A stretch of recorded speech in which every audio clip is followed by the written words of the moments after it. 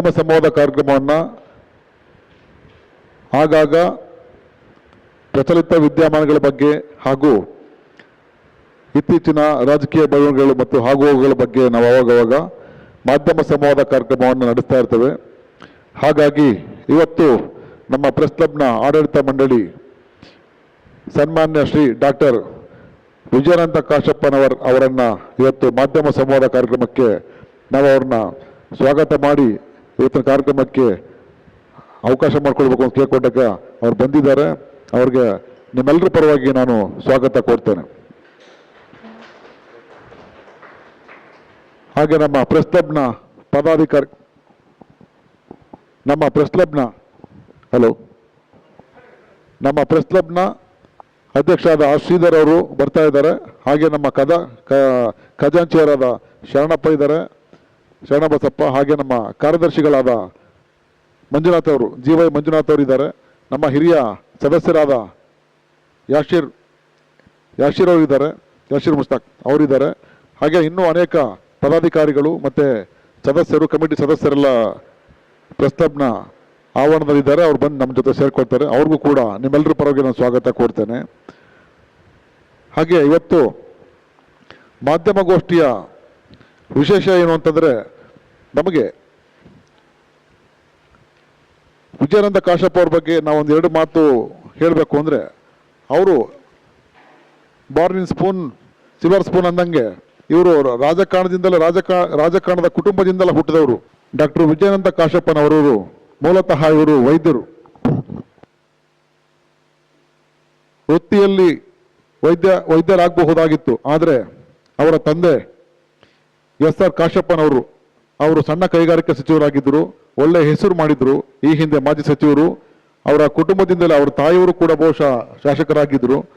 ಹಾಗಾಗಿ ಇವರ ಕುಟುಂಬದಲ್ಲೇ ರಾಜಕಾರಣದ ರಕ್ತ ಅವರ ಮೈಯಲ್ಲಿ ಬತ್ತು. ಹಾಗಾಗಿ ಅವರ ರಾಜಕೀಯವನ್ನೇ ಮೈಗೂಡಿಸ್ಕೊಂತ ಬಂದರು. ಈಗ ಕಾಶಪ್ಪನವರು ಇವತ್ತು ನಮಗೆ ಒಂಥರ ರಾಜಕಾರಣದಲ್ಲಿ ಬೆಂಕಿ ಚೆಂಡಿ ಇದ್ದಂಗೆ, ತುಂಬ ಏನಂತ ಹೇಳ್ಬೋದು, ತುಂಬ ಉತ್ಸಾಹ ಮತ್ತು ಸದಾ ಎಲ್ಲರನ್ನೂ ಉತ್ತೇಜನ ಕೊಡುವಂಥ ವಿಶೇಷವಾದಂಥ ವ್ಯಕ್ತಿತ್ವ.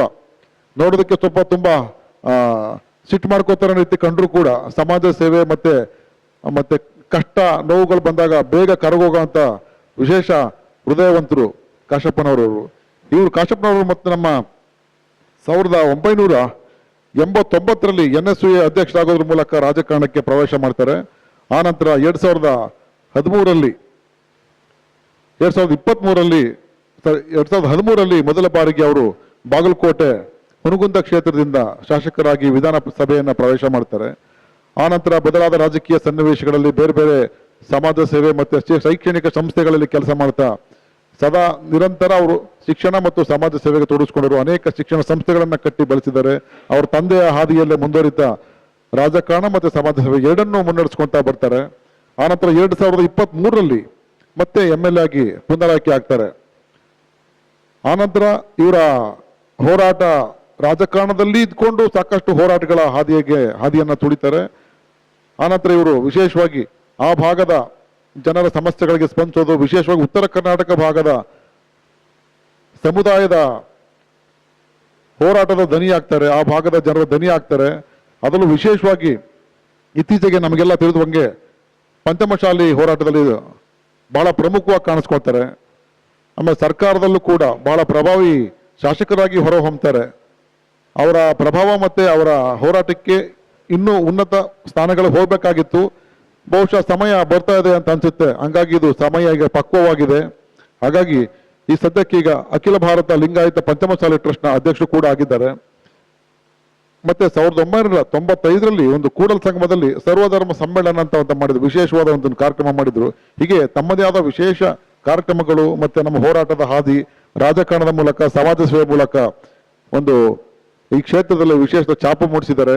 ಹಾಗಾಗಿ ಡಾಕ್ಟರ್ ಕಾಶಪ್ಪ ಸಾಹೇಬರು ಇವತ್ತು ನಮ್ಮನ್ನೆಲ್ಲ ಉದ್ದೇಶಿ ಮಾತಾಡೋದಕ್ಕೆ ತಮ್ಮ 2.5 ವರ್ಷಗಳ ಅನುಭವ, ವಿಶೇಷವಾಗಿ ಈ ಸರ್ಕಾರ ಬಂದ ನಂತರ ಹಿಂದಿನ ಸರ್ಕಾರದಲ್ಲೇ ರಾಜ್ಯ ವೀರಶೈವ ಲಿಂಗಾಯತ ಅಭಿವೃದ್ಧಿ ನಿಗಮ ಸ್ಥಾಪನೆ ಆದರೂ ಕೂಡ ಈ ಸರ್ಕಾರ ಹೆಚ್ಚಿನ ಅನುದಾನ ಕೊಟ್ಟು ಅವ್ರಿಗೆ ಉತ್ತೇಜನ ಕೊಟ್ಟಿದೆ. ಬಹುಶಃ ಇತಿಹಾಸದಲ್ಲಿ ಹೆಚ್ಚು ಎಲ್ಲೂ ಯಾವ ನಿಗಮಕ್ಕೂ ಕೊಡಲಾರದಂಥ ಅನುದಾನವನ್ನ ಈ ಸರ್ಕಾರ ಕೊಟ್ಟಿದೆ.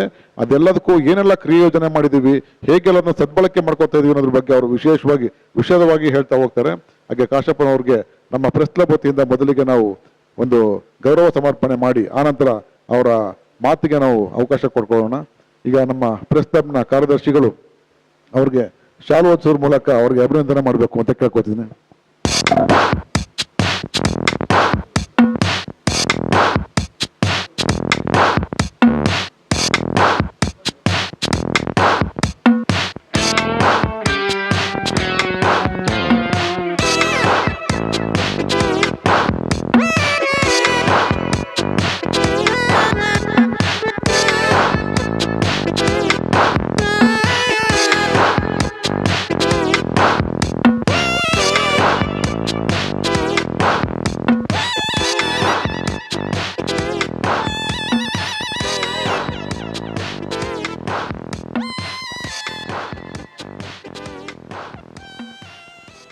ಎಂದಿನಂತೆ ನಿಮ್ಮ ಕೆಲವು ಮೊದಲು ಒಂದು 5-10 ನಿಮಿಷ ಅವ್ರು ಮಾತಾಡ್ತಾರೆ, ಅವರ ಅನುಭವಗಳನ್ನ ಹೇಳ್ಕೊತಾರೆ. ಆ ನಂತರ ನಮ್ದೇನೋ ಪ್ರಶ್ನೆಗಳಿದ್ದರೆ ಅವ್ರ ಜೊತೆ ಸಂವಾದ ಮಾಡ್ಬೋದು ನಾವು. ಹಾಗಾಗಿ ಈಗ ವಿಜಯಂತ ಕಾಶಪ್ಪ ಅವರು ತಮ್ಮ ಅನುಭವಗಳು ಮತ್ತು ಮುಂದಿನ ಆಗು ಹೋಗುಗಳು, ಮುಂದಿನ ಕಾರ್ಯಕ್ರಮಗಳ ಬಗ್ಗೆ ವಿವರಿಸಬೇಕು ಅಂತ ನಾನು ಕೇಳ್ಕೊತೀನಿ. ಧನ್ಯವಾದಗಳು. ಕರ್ನಾಟಕ ರಾಜ್ಯದ ನಮ್ಮ ಪತ್ರಿಕಾ ರಂಗದ ಮುಖ್ಯ ಕಚೇರಿಯಾದ ನಮ್ಮ ಬೆಂಗಳೂರು ಪ್ರೆಸ್ ಕ್ಲಬ್ಬಿನ ಅಡಿಯಲ್ಲಿ ಇಂದು ನಡೆದಿರುವಂಥ ಒಂದು ಪತ್ರಿಕಾ ಸಂವಾದದ ಈ ಒಂದು ಕಾರ್ಯಕ್ರಮದಲ್ಲಿ ನಮ್ಮ ಬೆಂಗಳೂರು ಪ್ರೆಸ್ ಕ್ಲಬ್ಬಿನ ಹಿರಿಯ ವರದಿಗಾರರು, ಆತ್ಮೀಯರು ಮತ್ತು ಪ್ರೆಸ್ ಕ್ಲಬ್ಬಿನ ಉಪಾಧ್ಯಕ್ಷರು ಆದಂಥ ಪ್ರಧಾನ ಕಾರ್ಯದರ್ಶಿಗಳಾದಂಥ ಶಿವಕುಮಾರ್ ಅವರೇ ಹಾಗೂ ಇನ್ನೋರ್ವ ಪ್ರಧಾನ ಕಾರ್ಯದರ್ಶಿಗಳು ಆತ್ಮೀಯರಾದಂಥ ಮಂಜುನಾಥ್ ಅವರೇ ಹಾಗೂ ಉಪಸ್ಥಿರುವಂಥ ನಮ್ಮ ಖಜಾಂಚಿ ಆದಂಥ ಶರಣು ಅವರೇ, ಯಾಶಿನ್ ಅವರೇ ಹಾಗೂ ಉಪಸ್ಥಿರುವಂಥ ಎಲ್ಲ ನಮ್ಮ ಪ್ರೆಸ್ ಕ್ಲಬ್ಬಿನ ಪದಾಧಿಕಾರಿಗಳೇ ಹಾಗೂ ಎಲ್ಲ ಹಿರಿಯ ಕಿರಿಯ ಮುದ್ರಾ ಮಾಧ್ಯಮ, ದೃಶ್ಯ ಮಾಧ್ಯಮದ ವರದಿಗಾರರೇ ಹಾಗೂ ನಮ್ಮ ಕರ್ನಾಟಕ ವೀರಶೈವ ಲಿಂಗಾಯತ ಅಭಿವೃದ್ಧಿ ನಿಗಮದ ನಮ್ಮ ನೂತನವಾಗಿ ಕರ್ನಾಟಕ ಗಣ ಸರ್ಕಾರ ಇವತ್ತು ಆದೇಶ ಮಾಡಿರುವಂತಹ ಹಿನ್ನೆಲೆಯಲ್ಲಿ ನಮ್ಮ ನಿರ್ದೇಶಕರೇ ಹಾಗೂ ನಮ್ಮ ಮಹಾವ್ಯವಸ್ಥಾಪಕರಾದಂಥ ಅರುಣ್ ಹಡಗಲಿ ಅವರೇ ಹಾಗೂ ಎಲ್ಲ ಉಪಸ್ಥಿರುವಂಥ ಎಲ್ಲ ಸ್ನೇಹಿತರೆ, ಎಲ್ಲರಿಗೂ ನನ್ನ ಶರಣಾರ್ಥಿಗಳು. ಬಂಧುಗಳೇ, ಇವತ್ತು ಒಂದು ಭಾಳ ಸಂತೋಷದ ದಿನ. ಪ್ರಥಮ ಬಾರಿಗೆ ಇವತ್ತು ನಾನು ಶಾಸಕನಾಗಿ 2ನೇ ಬಾರಿಗೆ ಇವತ್ತು ಕಾರ್ಯವನ್ನು ನೆರವೇರಿಸ್ತಾ ಇದ್ದೇನೆ. ಬಹುತೇಕ ನನ್ನ ಬಾಲ್ಯ ಜೀವನದಿಂದ ನಾನು ಒಂದು ರಾಜಕೀಯ ಕುಟುಂಬದಲ್ಲೇ ಜನಿಸಿದಂಥವನು. ಮೊದಲು ನಮ್ಮ ತಂದೆಯವರು ಒಬ್ಬ ಸಾಮಾನ್ಯ ರೈತನಾಗಿ ಯಾವುದೇ ಒಂದು ರಾಜಕೀಯ ಹಿನ್ನೆಲೆ ಇರಲಾರ್ದೆ ಗ್ರಾಮೀಣ ಮಟ್ಟದಲ್ಲಿ ಬೆಳೆದು ತಮ್ಮನ್ನು ತಾವೇ ಒಂದು ಕೃಷಿ ಪತ್ತಿನ ಸಹಕಾರಿ ಸಂಘದಿಂದ ಅವರ ಪ್ರಾರಂಭದ ರಾಜಕೀಯನ ಪ್ರಾರಂಭ ಮಾಡಿದಂಥವ್ರು. ಲಿಂಗೈಕ್ಯ SR ಕಾಶ್ಯಪ್ನವರು 1975ರಲ್ಲಿ ಅವರು ಪ್ರಾಥಮಿಕ ಕೃಷಿ ಪತ್ತಿನ ಸಹಕಾರಿ ಸಂಘದ ಒಬ್ಬ ಸದಸ್ಯರಾಗ್ತಾರೆ. ಸದಸ್ಯರಾದ ನಂತರ ಅವರ ರಾಜಕೀಯ ಜೀವನ ಪ್ರಾರಂಭ ಆಗುತ್ತೆ. ಬಹುತೇಕ ನಾನು 1971ರಲ್ಲಿ ಏನು ಜನಿಸಿದ್ದೀನಿ. ಅವರು 75ರಲ್ಲೇ ಏನು ಪ್ರಾಥಮಿಕ ಕೃಷಿ ಪತ್ತಿನ ಸಂಘದ ನಿರ್ದೇಶಕರಾಗಿ ತಮ್ಮ ರಾಜಕೀಯ ಜೀವನವನ್ನು ಪ್ರಾರಂಭ ಮಾಡಿ ಬಹುತೇಕ 1978-79ರಲ್ಲಿ ಅವರು ಅವಾಗ ತಮಗೆಲ್ಲ ಗೊತ್ತಿರುವ ಹಾಗೆ ತಾಲೂಕಾ ಬೋರ್ಡ್ ಅಂತಿತ್ತು, ತಾಲೂಕಾ ಡೆವಲಪ್ಮೆಂಟ್ ಬೋರ್ಡ್ ಅಂತ, TDB ಅಂತ ಹೇಳ್ತಾ ಇದ್ವಿ ಅದಕ್ಕೆ. ಆ ತಾಲೂಕಾ ಬೋರ್ಡ್ ಡೆವಲಪ್ಮೆಂಟಿನ ಪ್ರಥಮ ಬಾರಿಗೆ ಇವತ್ತು ಚುನಾವಣೆಯನ್ನು ಎದುರಿಸೋದ್ರ ಮುಖಾಂತರ ಅವರು ಅಲ್ಲಿ ಸದಸ್ಯರಾಗಿ ಆಯ್ಕೆ ಆಗ್ತಾರೆ. 78ರಲ್ಲಿ ಆಯ್ಕೆಯಾಗಿ 79ರಲ್ಲೇ ಆ ತಾಲೂಕಾ ಬೋರ್ಡಿನ ಅಧ್ಯಕ್ಷರು ಕೂಡ ಆಗ್ತಾರೆ. ಅದು ಒಂದು ಇತಿಹಾಸ ಉಳುವಂಥ ಒಂದು ಘಟನೆ. ಬಹುತೇಕ ನಮ್ಮ ತಂದೆಯವರ ಗುಂಪು ಏನು ಅತಿ ಹೆಚ್ಚಿನ ಸಂಖ್ಯೆಯನ್ನ ಸದಸ್ಯರನ್ನು ಹೊಂದಿರುವುದಿಲ್ಲ. ಆದರೂ ಕೂಡ ಅವರಿಗೆ ಅದೃಷ್ಟ, ಅವತ್ತು ಅವರು ಒಳಗೆ ಬಂದು ಅವರು TDB ಪ್ರೆಸಿಡೆಂಟ್ ಆಗಿ, ತಾಲೂಕಾ ಬೋರ್ಡ್ ಡೆವಲಪ್ಮೆಂಟ್ ಪ್ರೆಸಿಡೆಂಟರಾಗಿ ತಮ್ಮ ರಾಜಕೀಯ ಜೀವನವನ್ನು ಪ್ರಾರಂಭ ಮಾಡ್ತಾರೆ. 1979ರಿಂದ ನಿರಂತರವಾಗಿ ಅವರು ಜನರ ಮಧ್ಯೆ ಗುರುತಿಸಿಕೊಂಡು ರೈತರ ಮಧ್ಯೆ, ಯಾಕಂದ್ರೆ ರೈತ ಒಬ್ಬ ಅಪ್ಪಟ ರೈತನಾಗಿ ಅವತ್ತು ಕಾರ್ಯವನ್ನು ನಿರ್ವಹಿಸಿ ಅವರು ತಾಲೂಕು ಬೋರ್ಡ್ ಅಧ್ಯಕ್ಷ ಆದ ಮೇಲೆ ಅವರ ರಾಜಕೀಯ ಜೀವನ ಭಾಳ ತೀವ್ರಗತಿಯಲ್ಲಿ ಪ್ರಾರಂಭ ಆಗುತ್ತೆ. 1985ರಲ್ಲಿ ಪ್ರಥಮ ಬಾರಿಗೆ ಹುನಗುಂದ ಮತಕ್ಷೇತ್ರದ ವಿಧಾನಸಭಾ ಕಾಂಗ್ರೆಸ್ ಪಕ್ಷದ ಅಭ್ಯರ್ಥಿಯಾಗಿ ಚುನಾವಣೆಯನ್ನು ಎದುರಿಸ್ತಾರೆ. ಅವಾಗ ಅವರು ಸೋಲನ್ನು ಅನುಭವಿಸ್ತಾರೆ. ಕೇವಲ 2,000 ಮತಗಳಿಂದ 1985ರಲ್ಲಿ ಅವರನ್ನು ಸೋಲನ್ನು ಅನುಭವಿಸ್ತಾರೆ. ಮತ್ತೆ ಅವರು ಛಲವನ್ನು ಬಿಡದೆ 1989ರಲ್ಲಿ ಮತ್ತೆ ಚುನಾವಣೆಯನ್ನು ಕಾಂಗ್ರೆಸ್ ಪಕ್ಷದ ಅಭ್ಯರ್ಥಿಯಾಗಿ ಸ್ಪರ್ಧೆ ಮಾಡಿದಾಗ ಅವರು ಸುಮಾರು 22,000 ಮತಗಳ ಅಂತರದಿಂದ ಗೆಲುವನ್ನು ಸಾಧಿಸಿ 1989, 1994, 1999ವರೆಗೂ ಮೂರು ಬಾರಿ ಶಾಸಕರಾಗಿ ಕಂಟಿನ್ಯೂ ಆಗಿ ಅವರು ಶಾಸಕರಾಗಿ ಗೆಲ್ತಾರೆ. 1999ರಲ್ಲಿ ಏನು ರಾಜ್ಯದಲ್ಲಿ ಕಾಂಗ್ರೆಸ್ ಪಕ್ಷ ಅಧಿಕಾರಕ್ಕೆ ಬರುತ್ತೆ, ಆ ಸರ್ಕಾರದ ನಾಯಕತ್ವವನ್ನು ಮುಖ್ಯಮಂತ್ರಿಯಾಗಿ ಸನ್ಮಾನ್ಯ SM ಕೃಷ್ಣ ಸಾಹೇಬರು ಏನು ಮುಖ್ಯಮಂತ್ರಿಗಳಾಗ್ತಾರೆ. ಅವರ ಸಚಿವ ಸಂಪುಟದಲ್ಲಿ ಏನಿವತ್ತು ಸಣ್ಣ ಕೈಗಾರಿಕೆ ಸಚಿವರು ಕೂಡ ಆಗ್ತಾರೆ. ಅಂದರೆ ಇದು ನಮ್ಮ ಫ್ಯಾಮಿಲಿ ಹಿಸ್ಟ್ರಿ. ಬಹುತೇಕ ನಮ್ಮ ತಂದೆಯವರು 1999ರಲ್ಲಿ ಸಚಿವರಾದ ಮೇಲೆ ಬಹುತೇಕ ನಾನು ಇದೇ ಬೆಂಗಳೂರಲ್ಲಿ MS ರಾಮಯ್ಯ ವೈದ್ಯಕೀಯ ಒಂದು ಕಾಲೇಜಿನಲ್ಲಿ ನಾನು MBBS ಅನ್ನು ನಾನು 92ರಲ್ಲಿ ಪ್ರವೇಶವನ್ನು ಪಡಿತೀನಿ. ಅದು ವಿಚಿತ್ರ ಅಂದರೆ ಸನ್ಮಾನ್ಯ S ಬಂಗಾರಪ್ಪನವ್ರನ್ನ ನಾನು ನೆನೆದೇ ಇದ್ರೆ ತಪ್ಪಾಗತ್ತೆ ಈ ಸಂದರ್ಭದಲ್ಲಿ. ನಾನು 1992ರಲ್ಲಿ ಅವ್ರಿಗೆ ಭೇಟಿಗೆ ಮಾಡಕ್ಕೆ ಹೋದಾಗ ಏನು ಮಾಡ್ತೀವಿ ಅಂತ ನನಗೆ ಕೇಳಿದ್ರು ಸಹಜ್ ಬಂಗಾರಪ್ಪನವರು. ಕೇಳಿದಾಗ ಇನ್ನೂ ನಾನು ಕಾಲೇಜ್ ಓದ್ತಾ ಇದ್ದೀನಿ ಸರ್, PUC ಸೆಕೆಂಡ್ ಇಯರ್ ಇದ್ದೀನಿ, PUC ಸೆಕೆಂಡ್ ಇಯರ್ ಚೆನ್ನಾಗಿ ಮಾಡು, ಫಸ್ಟ್ ಕ್ಲಾಸ್ ಓದು, ನಿನಗೆ MBBS ಸೀಟ್ ಕೊಡಿಸ್ತೀನಿ ಅಂತೇಳಿ ಅವರು 1990ರಲ್ಲೇ ನನಗೆ ಹೇಳ್ತಾರೆ. ಅದೇ ಥರನಾಗಿ 1992ರಲ್ಲಿ ಸನ್ಮಾನ್ಯ S ಬಂಗಾರಪ್ಪನವರು ಮುಖ್ಯಮಂತ್ರಿಗಳಾಗಿರ್ತಾರೆ. ಆವಾಗ ನಮ್ಮ ತಂದೆಯವರು ಅವ್ರನ್ನ ಭೇಟಿ ಕರ್ಕೊಂಡು ಹೋದಾಗ MS ರಾಮಯ್ಯ, ನಮ್ಮ MS ರಾಮಯ್ಯ ಅಂದ್ರೆ ನಿಮಗೆಲ್ಲ ಗೊತ್ತಿದೆ. MS ರಾಮಯ್ಯ ಅವರು ಅವ್ರಿಗೊಂದು ಪತ್ರ ಕೊಡ್ತಾರೆ. ಅವರು ವಿಜಯಾನಂದ ಕಾಶ್ಯಪ್ನವರನ್ನ ಇವನಿಗೆ MBBS ಸೀಟನ್ನು ಕೊಡ್ರಿ ಅಂಥೇಳಿ ಒಂದು ಆದೇಶ ಮಾಡಿ ಪತ್ರವನ್ನು ಕೊಡ್ತಾರೆ. ತದನಂತರ ನನಗೆ MBBS ಸೀಟ್ ಕೂಡ ಅಲ್ಲಿ ಲಭ್ಯ ಆಗುತ್ತೆ. ಯಾವುದೇ ₹1 ಡೊನೇಷನ್ ಇಲ್ಲ, ಏನಿಲ್ಲ. ಕೇವಲ 1,25,000 ರೂಪಾಯಿ ಏನು ಕಾಲೇಜ್ ಫೀಯನ್ನು ಕಟ್ಟಿ ನಾನು ಪ್ರವೇಶವನ್ನು ಪಡಿತೀನಿ. ಬಹುತೇಕ 1992ರಿಂದ ನಾನು 99ವರೆಗೂ ಬಹುತೇಕ ನಾನು 4.5 ವರ್ಷ ಕೋರ್ಸನ್ನು ಒಂದು 2 ವರ್ಷ ಜಾಸ್ತಿ ತಗೊಂಡು ಪಾಸ್ ಕೂಡ ಆಗಿದ್ದು ನನ್ನ ಸಂಗತಿ. ಆದರೆ 1999ರಲ್ಲಿ ನಮ್ಮ ತಂದೆಯವರು ಸಚಿವರಾದ ಮೇಲೆ ಸಕ್ರಿಯವಾಗಿ ನಾನು ರಾಜಕಾರಣಕ್ಕೆ ನಾನು ಭಾಗವಹಿಸೋದಕ್ಕೆ ಪ್ರಾರಂಭ ಮಾಡ್ತೀನಿ. ಅದು ನಮ್ಮ ರಾಜ್ಯದ ಅಂದಿನ ಯುವ ಕಾಂಗ್ರೆಸ್ಸಿನ ಅಧ್ಯಕ್ಷರಾದಂಥ ಸನ್ಮಾನ್ಯ ದಿನೇಶ್ ಗುಂಡೂರಾವ್ ಅವರು. ದಿನೇಶ್ ಗುಂಡೂರಾವ್ ಅವರು ಅಧ್ಯಕ್ಷರಾಗಿರ್ತಾರೆ. ನನಗೆ ನಮ್ಮ ರಾಷ್ಟ್ರೀಯ ಅಧ್ಯಕ್ಷರಾದಂಥ ಸನ್ಮಾನ್ಯ ರಣದೀಪ್ ಸಿಂಗ್ ಸುರ್ಜೇವಾಲಾ ಅವರು, ಇಂದಿನ ನಮ್ಮ ಇನ್ಚಾರ್ಜ್ ಕಾರ್ಯದರ್ಶಿಗಳು, ಪ್ರಧಾನ ಕಾರ್ಯದರ್ಶಿಗಳು, ಅಂದಿನ ಯುವ ಕಾಂಗ್ರೆಸ್ಸಿನ ಅಧ್ಯಕ್ಷರು. ಅವಾಗ ನಾನು ಅವ್ರಿಗೆ ಒಂದು ಸಾರಿ ಡೆಲ್ಲಿಗೆ ಭೇಟಿ ಆದಕ್ಕೆ ಹೋದಾಗ ಅವ್ರು ನೇರವಾಗಿ ನನಗೆ ಪತ್ರ ಕೊಡ್ತಾರೆ, you go and take a charge as a general secretary of Karnataka state with Congress ಅಂತ ಹೇಳಿಬಿಟ್ಟು ನನಗೆ ಆದೇಶ ಪತ್ರವನ್ನು ಕೊಟ್ಟು ನನಗೆ ರಣದೀಪ್ ಸಿಂಗ್ ಸುರ್ಜೇವಾಲಾ ಅವರೇ ನನಗೆ ಅಂದಿನ ಯುವ ಕಾಂಗ್ರೆಸ್ಸಿನ ಅಧ್ಯಕ್ಷನಾಗಿ ನನಗೆ ಗುರ್ತು ಮಾಡ್ತಾರೆ. ಅದಕ್ಕಿಂತ ಪೂರ್ವದಲ್ಲಿ ನಾನು ವಿದ್ಯಾರ್ಥಿ ಕಾಂಗ್ರೆಸ್ ಆಗಿರ್ಬೋದು, ನಮ್ಮ ಜಿಲ್ಲೆಯಲ್ಲಿ ಯುವ ಕಾಂಗ್ರೆಸ್ನಲ್ಲಿ ನಾನು ಭಾಗವಹಿಸಿದ್ದೆ. ಆದರೆ ಸಕ್ರಿಯವಾಗಿ ಒಂದು ಸಂಘಟನೆಯಲ್ಲಿ ಯೂತ್ ಕಾಂಗ್ರೆಸ್ ಮುಖಾಂತರ ನಾನು ಬಂದಿದ್ದೀನಿ ಅನ್ನೋದಕ್ಕೆ ತಮ್ಮ ಬಳಿಗೆ ಹೇಳ್ಕೊಳ್ಳೋದಕ್ಕೆ ನನಗೆ ಒಂದು ಸಂತೋಷ ಅನಿಸುತ್ತೆ. ಆ ಸಂದರ್ಭದಲ್ಲಿ ಯುವ ಕಾಂಗ್ರೆಸ್ಸಿನ ಪ್ರಧಾನ ಕಾರ್ಯದರ್ಶಿಗಳಾಗಿ ನಾನು 2003ವರೆಗೂ ನಾನು ಮುಂದುವರಿತೀನಿ. ತದನಂತರ ನಾನು ಉಪಾಧ್ಯಕ್ಷ ಕೂಡ ಆಗ್ತೀನಿ. ಸನ್ಮಾನ್ಯ ನಮ್ಮ ಕೃಷ್ಣ ಬೈರೇಗೌಡರು ಅಧ್ಯಕ್ಷರಾಗ್ತಾರೆ. ಇವತ್ತಿನ ಶಾಸಕರಾದಂಥ ಆತ್ಮೀಯ ಸ್ನೇಹಿತರಾದಂಥ ರಿಜ್ವಾನ್ ಅರ್ಷದ್ ಅವರು, ಶ್ರೀನಿವಾಸ್ ಮಾನೆಯವರು, ನಾನು ಮತ್ತು ಅಜಯ್ ಸಿಂಗ್ ನಾವೆಲ್ಲ ಒಂದೇ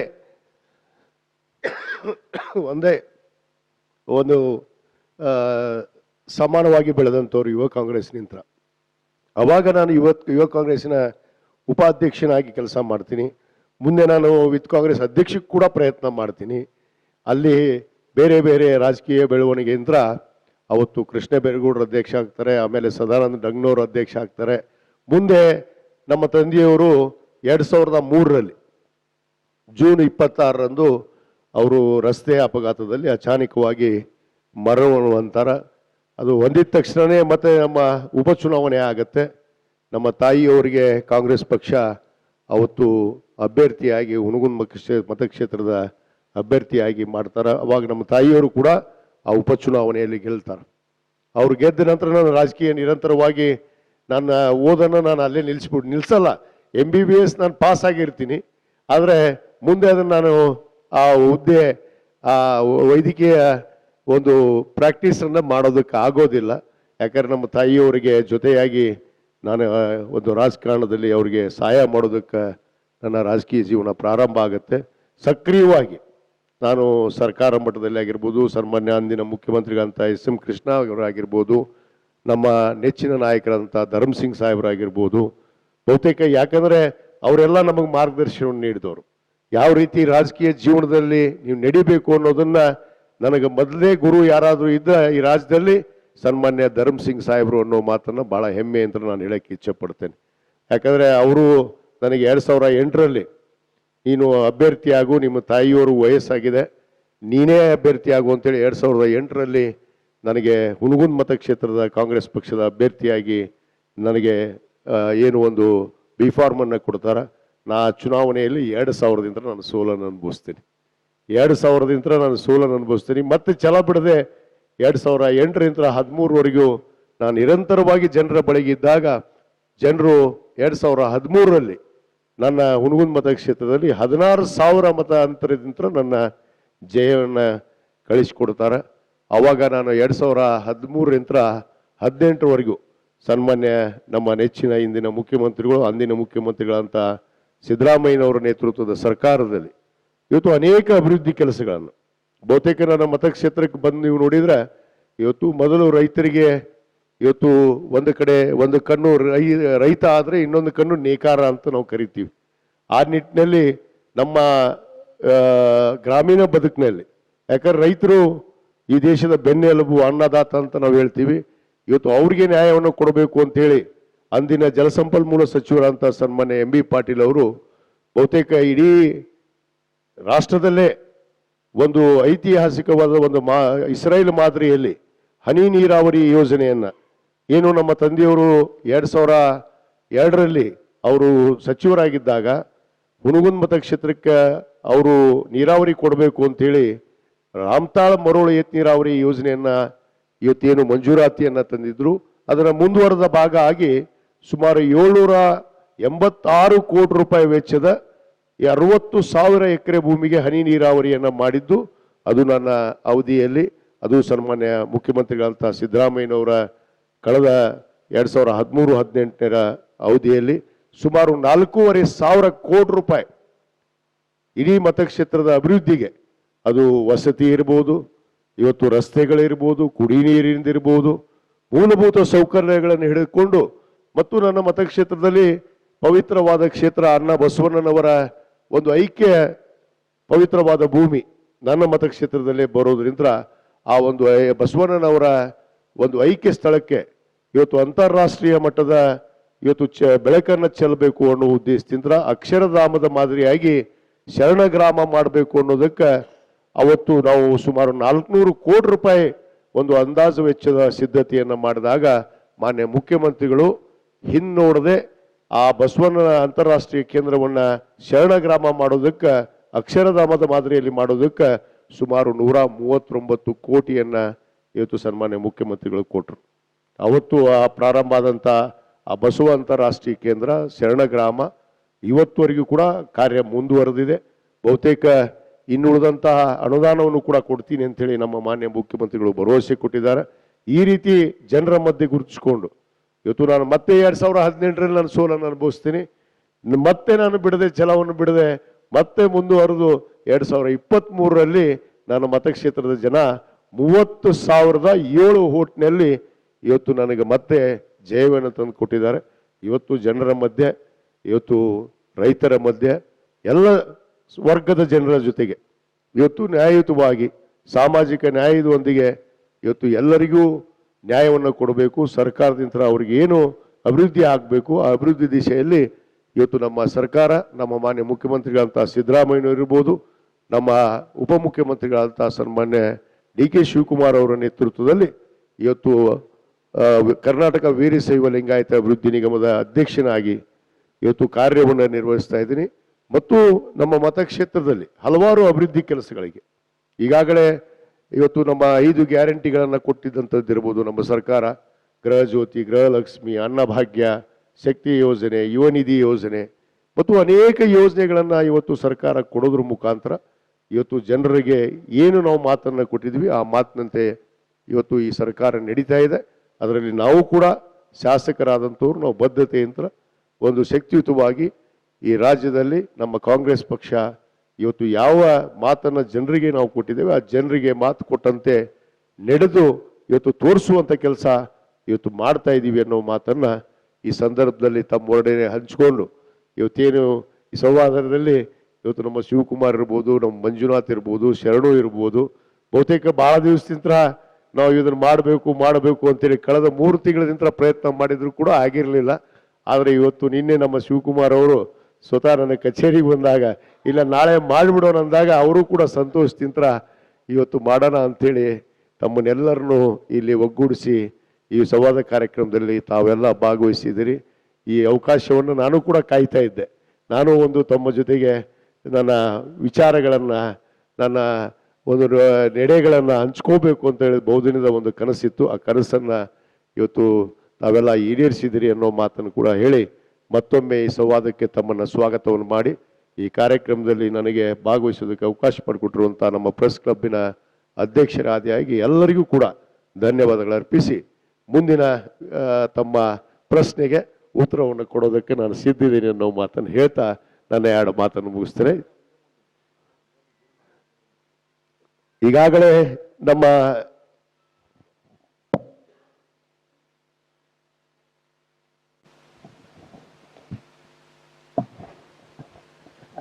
ನಾನು 2023ರಲ್ಲಿ ಏನು ಶಾಸಕನಾದ ಮೇಲೆ 2024ರಲ್ಲಿ ನಮ್ಮ ಕರ್ನಾಟಕ ಗಣ ಸರ್ಕಾರ, ನಮ್ಮ ಮಾನ್ಯ ಮುಖ್ಯಮಂತ್ರಿಗಳು, ಉಪಮುಖ್ಯಮಂತ್ರಿಗಳು ಇವತ್ತು ನನಗೆ ಕರ್ನಾಟಕ ವೀರಶೈವ ಲಿಂಗಾಯತ ಅಭಿವೃದ್ಧಿ ನಿಗಮದ ಅಧ್ಯಕ್ಷನಾಗಿ ಘೋಷಣೆ ಮಾಡಿದ ಮೇಲೆ ಬಹುತೇಕ ಇವತ್ತು ನಾನು ಅಧಿಕಾರವನ್ನು ನಾನೇ ಖುದ್ದಾಗಿ ಈ ನಿಗಮವನ್ನು ಬೇಡಿ ನಾನು ತಗೊಂಡಿದ್ದಂಥದ್ದು. ಯಾಕಂದರೆ ಬೇರೆ ನಿಗಮ ಕೊಡೋಕೆ ನನಗೆ ಬೇರೆ ಅವಕಾಶಗಳು ಕೊಡ್ತೀನಿ ಅಂದರೂ ಕೂಡ ನಾನು ಈ ಧರ್ಮದಲ್ಲಿ ಜನಿಸಿದ್ದೀನಿ, ನನಗೆ ಈ ನಿಗಮವನ್ನು ಕೊಟ್ಟರೆ ನಾನು ಏನಾದರೂ ಒಂದು ಬೆಳಕನ್ನು ಚೆಲ್ಲಬಹುದು. ಆ ಉದ್ದೇಶದಿಂದ ಇವತ್ತು ಒಂದು ನಿಗಮ ಮಂಡಳಿಯನ್ನು ತಗೊಳ್ಳೇಬೇಕು ಅಂತೇಳಿ ಮಾನ್ಯ ಮುಖ್ಯಮಂತ್ರಿಗಳು ನಾನು ಕೇಳಿದೆ. ನಾನು ಸಚಿವನಾಗಬೇಕಂತ ಕನಸು ಕಾಣಕತ್ತೀನಿ, ನನಗೆ ದಯವಿಟ್ಟು ತಾವು ಅವಕಾಶವನ್ನು ಕೊಡಬೇಕು ಅಂದಾಗ ಇಲ್ಲ ನೀನು ಮೊದಲು ನಿಗಮದ ಅಧ್ಯಕ್ಷ ಆಗು, ಆಮೇಲೆ ನಿನಗೆ ನೋಡ್ತೀನಿ ಅಂತ ಅನ್ನೋ ಮಾತನ್ನು ಮಾನ್ಯ ಮುಖ್ಯಮಂತ್ರಿಗೆ ಹೇಳಿದ ಹಿನ್ನೆಲೆಯಲ್ಲಿ ನಾನು ಕರ್ನಾಟಕ ವೀರಶೈವ ಲಿಂಗಾಯತ ಅಭಿವೃದ್ಧಿ ನಿಗಮದ ಅಧ್ಯಕ್ಷನಾಗಿ ಇವತ್ತು ಅನೇಕ ಬದಲಾವಣೆಗಳನ್ನು, ಯಾಕಂದರೆ 2022ರಲ್ಲಿ ಪ್ರಾರಂಭ ಆದಂಥ ಒಂದು ನಿಗಮ, ಸನ್ಮಾನ್ಯ ಇಂದಿನ ಮುಖ್ಯಮಂತ್ರಿಗಳಂತ ಯಡಿಯೂರಪ್ಪನವರು ಇವತ್ತು ಈ ಒಂದು ನಿಗಮವನ್ನು ಪ್ರಾರಂಭ ಮಾಡಿದರು. ಬಹುತೇಕ ಮುಖ್ಯಮಂತ್ರಿಗಳು ಪ್ರಾರಂಭ ಮಾಡಿ ಇದಕ್ಕೊಂದು 500 ಕೋಟಿ ರೂಪಾಯಿ ಪ್ರತಿ ವರ್ಷ ಅವರು ಬಜೆಟ್ನಲ್ಲಿ ಕೊಡ್ತೀನಿ ಅಂತ ಭರವಸೆಗಳನ್ನು ಕೂಡ ಕೊಟ್ಟಿದ್ರು. ಬಹುತೇಕ ಸನ್ಮಾನ್ಯ ಯಡಿಯೂರಪ್ಪನವರು ಏನು ಈ ನಿಗಮಕ್ಕೆ ಪ್ರಥಮವಾಗಿ 100 ಕೋಟಿ ರೂಪಾಯಿ ಅನುದಾನವನ್ನು ಪ್ರಾರಂಭಕ ಹಂತವಾಗಿ ಕೊಟ್ಟರು. ಬಹುತೇಕ 2022ರಲ್ಲಿ ಪ್ರಾರಂಭ ಆದಂಥ ಈ ಒಂದು ನಿಗಮ 23ರಲ್ಲಿ 24ರಲ್ಲಿ ನಾನು ಅಧ್ಯಕ್ಷನಾದ ಮೇಲೆ ಅಲ್ಲಿ ಅನುದಾನ ಬಂದು ನಾನು ನೋಡಿದೆ. ಬಹುತೇಕ 500 ಕೋಟಿ ರೂಪಾಯಿ ಕೊಟ್ಟಿರಬೇಕು ಯಡಿಯೂರಪ್ಪನವರು, ಮತ್ತು ಹಿಂದೆ ಬೊಮ್ಮಾಯಿಯವರು ಕೂಡ ಮುಖ್ಯಮಂತ್ರಿ ಇದ್ರು. ಅವರು ಕೂಡ ಅನೇಕ ಸಂದರ್ಭದಲ್ಲಿ ಹೇಳಿದ್ರು ಇಲ್ಲ ಇದಕ್ಕೆ ಹೆಚ್ಚಿನ ಅನುದಾನವನ್ನು ಕೊಡ್ತೀವಿ ನಾವು ವೀರಶೈವ ಲಿಂಗಾಯತರಿಗೆ, ನಾವು ವೀರಶೈವ ಲಿಂಗಾಯತ ಒಂದು ಸಮುದಾಯದಲ್ಲಿ ಜನಿಸಿದ್ದೀವಿ ಅನ್ನೋ ಮಾತುಗಳು ಕಳಕ್ಕೆ ಹೇಳಿದಾಗ ನಾನು ಬಂದು ನೋಡಿದಾಗ ನಾನು ಅಲ್ಲಿ ಅನುದಾನ ಚೆಕ್ ಮಾಡಿದಾಗ ಕೇವಲ 100 ಕೋಟಿ ರೂಪಾಯಿ ಅನುದಾನ ಇತ್ತು. ಅದನ್ನೂ ಕೂಡ ಬಳಕೆ ಮಾಡದೆ ಇಟ್ಟಿದ್ರು. ಆ ಅನುದಾನವನ್ನ ಬಹುತೇಕ ನಾನು ವಿವರವಾಗಿ ಎಲ್ಲ ಪಟ್ಟಿಯನ್ನು ತಂದಿದ್ದೀನಿ, ತಮಗೆ ಒಂದು ಪ್ರಕಟಣೆ ಕೂಡ ಕೊಡ್ತೀನಿ. ಆ ಅನುದಾನವನ್ನು ಬಳಕೆ ಮಾಡಿರಲಿಲ್ಲ. ಬಹುತೇಕ ನಾನು ಬಂದ ಮೇಲೆ ನಾನು ಮುಖ್ಯಮಂತ್ರಿಗಳ ಹತ್ರ ಹೋದೆ, ಸನ್ಮಾನ್ಯ ಸಿದ್ದರಾಮಯ್ಯ ಸಾಹೇಬ್ರ ಹತ್ರ. ಇಲ್ಲಿ ಅನೇಕ ಸಮುದಾಯದಲ್ಲಿ ಬಹಳಷ್ಟು ಜನ ಒಳಪಂಗಡದಲ್ಲಿ ಇರುವಂತ ಜನಾಂಗ ಇದೆ. ಯಾಕಂದ್ರೆ ಬಹಳಷ್ಟು ಸಣ್ಣ ಪುಟ್ಟ ರೈತರು, ಅವರಿಗೆ ಈ ಬೋರ್ವೆಲ್ ಆಗಿರ್ಬೋದು, ಇವತ್ತು ಗಂಗಾ ಕಲ್ಯಾಣ ಅಂತ ಹೇಳ್ತೀವಿ ನಾವು ದೇವರಾಜ ಅರಸು ನಿಗಮದಲ್ಲಿ, ಅದನ್ನೇ ಇಲ್ಲಿ ನಾವು ಜೀವ ಜಲ ಅಂತ ಹೇಳಿ ಮಾಡಿದ್ದೀವಿ. ಇಲ್ಲಿ ಸುಮಾರು 9 ಯೋಜನೆಗಳನ್ನ ಮುಖ್ಯವಾಗಿ ನಾವು ನಮ್ಮ ನಿಗಮದಿಂದ ಮಾಡ್ತಾ ಇದ್ದೀವಿ. ಅದು ಬಸವ ಬೆಳಕು, ವಿದೇಶ ವಿದ್ಯಾ ವಿಕಾಸ, ಜೀವ ಜಲ, ಕಾಯಕ ಕಿರಣ, ವಿಭೂತಿ ನಿರ್ಮಾಣ ಘಟಕ ಮತ್ತು ಭೋಜನಾಲಯ ಕೇಂದ್ರ ಮತ್ತು ಸ್ವಾವಲಂಬಿ ಸಾರಥಿ, ಸೆಲ್ಫ್ ಎಂಪ್ಲಾಯ್ಮೆಂಟ್ ಪ್ರೋಗ್ರಾಮ್ಸ್. ಈ ಒಂದು ಮತ್ತು ಇನ್ನೊಂದು ಸ್ವತಂತ್ರ ಅಮೃತ ಮಹೋತ್ಸವ ಮುಂದಿನ ಅನ್ನೋ ಒಂದು ಈ ಯೋಜನೆಗಳನ್ನ ನಾವು ಇವತ್ತು ಜನರಿಗಾಗಿ ಸ್ವಯಂ ಉದ್ಯೋಗ ಮಾಡೋದಿರ್ಬೋದು, ರೈತರಿಗೆ, ಸಣ್ಣ ಪುಟ್ಟ ರೈತರಿಗೆ, ಇವತ್ತೇನು 2 ಎಕರೆ ಅಂತ 5 ಎಕರೆ ಇರುವಂತ ಭೂಮಿ ಇರುವಂತ ರೈತರಿಗೆ ಅಲ್ಲಿ ಬೋರ್ವೆಲ್ ಗಂಗಾ ಕಲ್ಯಾಣವನ್ನು ಮಾಡಿಕೊಡುವಂಥದ್ದು ಇರ್ಬೋದು ಅಂತ. ಅದ್ರ ಜೊತೆಗೆ ಇವತ್ತು ಭೋಜನಾಲಯ, ಯಾರು ಸ್ವಯಂ ಉದ್ಯೋಗವನ್ನ ಈ ಸಣ್ಣ ಪುಟ್ಟ ಕ್ಯಾಂಟೀನ್ಗಳನ್ನ ತೆರೆಯೋದ್ರ ಮುಖಾಂತರ, ಮತ್ತು ವಿಭೂತಿ ಘಟಕ, ಏನು ನಮ್ಮ ವೀರಶೈವ ಲಿಂಗಾಯತರು ಬಳಕೆ ಮಾಡುವಂತ ವಿಭೂತಿ, ಏನು ಲಿಂಗಾಯತರ ಒಂದು ಲಾಂಛನ ಅಂತ ಹೇಳ್ತೀವಿ, ಆ ಲಾಂಛನಕ್ಕೆ ವಿಭೂತಿ ಘಟಕವನ್ನು ತಯಾರು ಮಾಡೋದಕ್ಕೆ ಕೂಡ ಇಲ್ಲಿ ಅವಕಾಶವನ್ನ ಒದಗಿಸಿಕೊಟ್ಟಿದ್ದೇವೆ. ಮತ್ತು ವಿಶೇಷವಾಗಿ ವಿದ್ಯಾರ್ಥಿಗಳಿಗೆ, ವಿದೇಶದಲ್ಲಿ ಓದುವಂತ ವಿದ್ಯಾರ್ಥಿಗಳಿಗೆ ಇವತ್ತು ನಾವು ಅಂದಿನ ಸರ್ಕಾರ 20 ಲಕ್ಷ ರೂಪಾಯಿ ಒಂದು ಸಬ್ಸಿಡಿ ಮುಖಾಂತರ, ಅವರಿಗೆ ಸಾಲದ ಮುಖಾಂತರ ನಾವು ಅವರಿಗೆ ವಿದೇಶಕ್ಕೆ ಏನಾದರೂ ಹೆಚ್ಚಿನ ವ್ಯಾಸಂಗಕ್ಕಾಗಿ ಅವರು ವಿದ್ಯಾಭ್ಯಾಸವನ್ನು ಪಡೆಯೋದಕ್ಕೆ ಅವಕಾಶವನ್ನ ಕಲ್ಪಿಸಿಕೊಡ್ತಾ ಇದ್ದೀವಿ. ಅದನ್ನ ಬಸವ ಬೆಳಕು ಕೂಡ ನಾವು ಈ ಯೋಜನೆಯನ್ನ ನಾವು ಈ ರೈತರಿಗೆ, ನಮ್ಮ ವಿದ್ಯಾರ್ಥಿಗಳಿಗೆ, ರೈತರ ಮಕ್ಕಳಿಗೆ ವಿಶೇಷವಾಗಿ ಆ ಒಂದು ಅವಕಾಶ ಸಿಗಬೇಕು ಅಂತ ಹೇಳಿ ಏನು ಈ ಒಂದು ಯೋಜನೆಗಳನ್ನ ಇವತ್ತು ಈ ರೂಪಿಸಿಕೊಂಡಿದ್ರು. ಅದರಲ್ಲಿ ಇವತ್ತು ಅನೇಕ ಬದಲಾವಣೆಗಳನ್ನ, ಏನು ನಾನು ಅಧ್ಯಕ್ಷನಾಗಿ ಅಧಿಕಾರವನ್ನು ಸ್ವೀಕಾರ ಮಾಡಿದ ಮೇಲೆ ಬಹುತೇಕ ಇಲ್ಲಿ ಬಹಳಷ್ಟು ಬೆಳವಣಿಗೆಗಳನ್ನ, ಏನು ಕೇವಲ ಹಿಂದಿನ ಆಡಳಿತದಲ್ಲಿ ಅಂದ್ರೆ ಹಿಂದಿನ ಪ್ರಾರಂಭದ ಹಂತದಲ್ಲಿ 3 ಪಟ್ಟು ಇವತ್ತೇನು ಒಂದು ಯೋಜನೆಯನ್ನ ಮಾಡಿದ್ರೆ, ನಾನು ಬಂದ ಮೇಲೆ ಅದನ್ನ 1ಕ್ಕೆ ಏರಿಸಿ 4 ಪಟ್ಟು ಇವತ್ತು ದರವನ್ನ ಕೂಡ, ಅದು ಇವತ್ತು ಉದಾಹರಣೆಗಾಗಿ ಇವತ್ತು ನಮ್ಮ ಶಾಸಕರಿಗೆ ಆಯ್ಕೆ ಮಾಡುವಂತ ಹಕ್ಕು ಪ್ರತಿ ಮತಕ್ಷೇತ್ರದಲ್ಲಿ ಕೇವಲ 1-2 ಬೋರ್ವೆಲ್ ಅನ್ನ ಗಂಗಾ ಕಲ್ಯಾಣ ಜೀವ ಜಲ ಕೊಡ್ತಾ ಇದ್ವಿ. ಮತ್ತು ಕಾರುಗಳು, ಸ್ವಯಂ ಉದ್ಯೋಗ ಮಾಡುವಂತ ಟ್ಯಾಕ್ಸಿ ಹೊಡೆಯುವಂತ ಚಾಲಕರಿಗೆ, ಅಂತ ಬಡವರಿಗೆ ಟ್ಯಾಕ್ಸಿ ಕೊಡೋದಕ್ಕೆ ಕೇವಲ 1 ಕಾರನ್ನ ಕೊಡ್ತಾ ಇದ್ದೀವಿ. ನಾನು ಬಂದ ಮೇಲೆ ಕಳೆದ ಅವಧಿ 24ರಿಂದ ಇವತ್ತು ಪ್ರತಿ ಮತಕ್ಷೇತ್ರಕ್ಕೆ ಒಬ್ಬ ಶಾಸಕನಿಗೆ 6 ಕಾರುಗಳು, ಅಂದ್ರೆ ಅವರು ಆಯ್ಕೆ ಮಾಡುವಂತ ಹಕ್ಕು, 6 ಕಾರುಗಳು, 6 ಫಲಾನುಭವಿಗಳಿಗೆ ಅವರು ಅವಕಾಶವನ್ನು ಕೊಡಬಹುದು. 7 ಗಂಗಾ ಕಲ್ಯಾಣ ಅಂದ್ರೆ ಜೀವ ಜಲ, ಅದು 10 ಬೋರ್ವೆಲ್ ಅನ್ನ ಇವತ್ತು ಕೊರೆಯೋದಕ್ಕೆ ಪ್ರತಿಯೊಬ್ಬ ಶಾಸಕರಿಗೂ ಕೂಡ ಅವಕಾಶ ಮಾಡಿಕೊಟ್ಟಿದ್ವಿ. ಮತ್ತು ಕಾಯಕ ಕಿರಣ ಯೋಜನೆಯಲ್ಲಿ 7 ಜನ ಫಲಾನುಭವಿಗಳಿಗೆ ಅವಕಾಶ ಮಾಡಿಕೊಡುವಂತ ಕೆಲಸ ಮಾಡಿದ್ದೀವಿ. ಮತ್ತು ವಿದೇಶ ವಿದ್ಯಾ ಅವಕಾಶದಲ್ಲಿ 20 ಲಕ್ಷ ರೂಪಾಯಿ ಇತ್ತು ಮಕ್ಕಳಿಗೆ, ಅದನ್ನ 50 ಲಕ್ಷ ರೂಪಾಯಿಗೆ ಏರಿಸಿದ್ದೀನಿ. 50 ಲಕ್ಷ ರೂಪಾಯಿ ಒಬ್ಬ ವಿದ್ಯಾರ್ಥಿಗೆ ಸಬ್ಸಿಡಿ ಮುಖಾಂತರ ಅವರಿಗೆ ಪಡೆದು ವಿದೇಶದಲ್ಲಿ ಓದೋದಕ್ಕೆ ಅವಕಾಶ. ಮತ್ತು ಈ MBBS ಇಂಜಿನಿಯರ್ ಮಾಡುವಂತ ವಿದ್ಯಾರ್ಥಿಗಳಿಗೆ ಅವಕಾಶ ಇರಲಿಲ್ಲ ಮೊದಲು.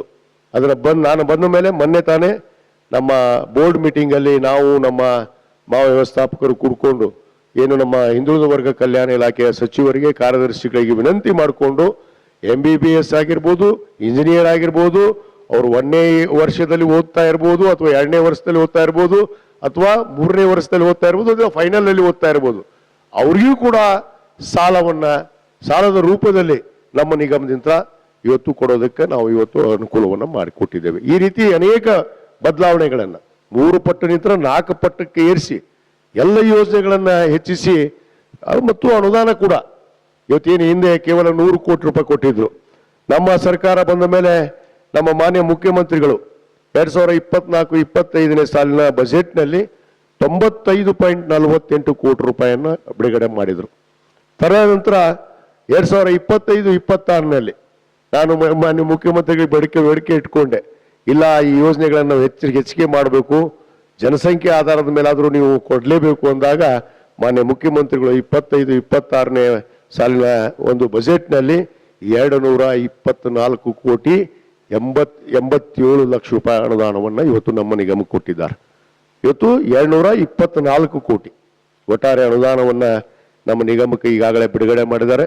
ಮತ್ತು ನಾವು ಬಸವ ಬೆಳಕಿನಲ್ಲಿ ಸುಮಾರು 14,96 ಲಕ್ಷ ರೂಪಾಯಿ ಇವತ್ತು ಡೈರೆಕ್ಟ್ ಆಗಿ ನೇರವಾಗಿ ಫಲಾನುಭವಿಗಳಿಗೆ ಅಕೌಂಟಿಗೆ ಸುಮಾರು 1,579 ವಿದ್ಯಾರ್ಥಿಗಳಿಗೆ DBT ಮುಖಾಂತರ ಈ ಅನುದಾನವನ್ನು ನಾವು ಅವರಿಗೆ ವರ್ಗಾವಣೆ ಮಾಡಿದ್ದೇವೆ. ಮತ್ತು ಕಾಯಕ ಕಿರಣದಲ್ಲಿ ಸುಮಾರು 17 ಕೋಟಿ 4 ಲಕ್ಷ ಇವತ್ತು 1,657 ಫಲಾನುಭವಿಗಳಿಗೆ ನೇರವಾಗಿ ಇವತ್ತು ಬಿಡುಗಡೆ ಮಾಡಿದ್ದೇವೆ. ಮತ್ತು ಸೌಲಭ್ಯ ಸಾರಥಿಯಲ್ಲಿ ಸುಮಾರು 22 ಕೋಟಿ 47 ಲಕ್ಷ ಏನು 749 ಫಲಾನುಭವಿಗಳಿಗೆ ಈಗಾಗಲೇ ನಾವು ವೆಹಿಕಲ್ ಪರ್ಚೇಸ್ ಮಾಡೋದಕ್ಕೆ ಅನುದಾನವನ್ನು ಬಿಡುಗಡೆ ಮಾಡಿದ್ದೇವೆ. ಮತ್ತು ಜೀವಜಲದಲ್ಲಿ ಸುಮಾರು 55 ಕೋಟಿ 50 ಲಕ್ಷ ಏನು 3,548 ರೈತರಿಗೆ ಈ ಒಂದು ಬೋರ್ವೆಲ್ ಅನ್ನು ಕೋರೋದಕ್ಕೆ ಈಗಾಗಲೇ ಈ ನಮ್ಮ ನಿಗಮ ಕೈಗೊಂಡಿದೆ. ಮತ್ತು ವಿದೇಶ ವಿದ್ಯಾವಿಕಾಸದಲ್ಲಿ ಸುಮಾರು 25ಕ್ಕೂ ಹೆಚ್ಚು ವಿದ್ಯಾರ್ಥಿಗಳಿಗೆ ಇವತ್ತು ಹೈಯರ್ ಎಜುಕೇಶನ್ಗೋಸ್ಕರ ಅವರಿಗೆ ಸುಮಾರು 4 ಕೋಟಿ ರೂಪಾಯಿ ವೆಚ್ಚವನ್ನು ವಿದ್ಯಾರ್ಥಿಗಳಿಗೆ ಬಿಡುಗಡೆ ಮಾಡಿದ್ದು.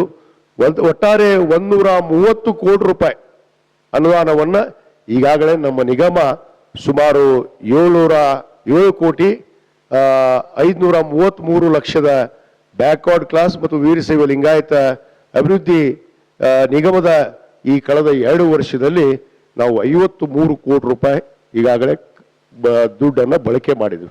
ಅಂದರೆ ನಮ್ಮ ನಿಗಮದಲ್ಲಿ ಇವತ್ತು ಯಾವುದೇ ನಿಗಮವನ್ನು ತೆಗೆದುಕೊಡ್ರಿ ಸುಮಾರು 9 ನಿಗಮಗಳಿದಾವೆ.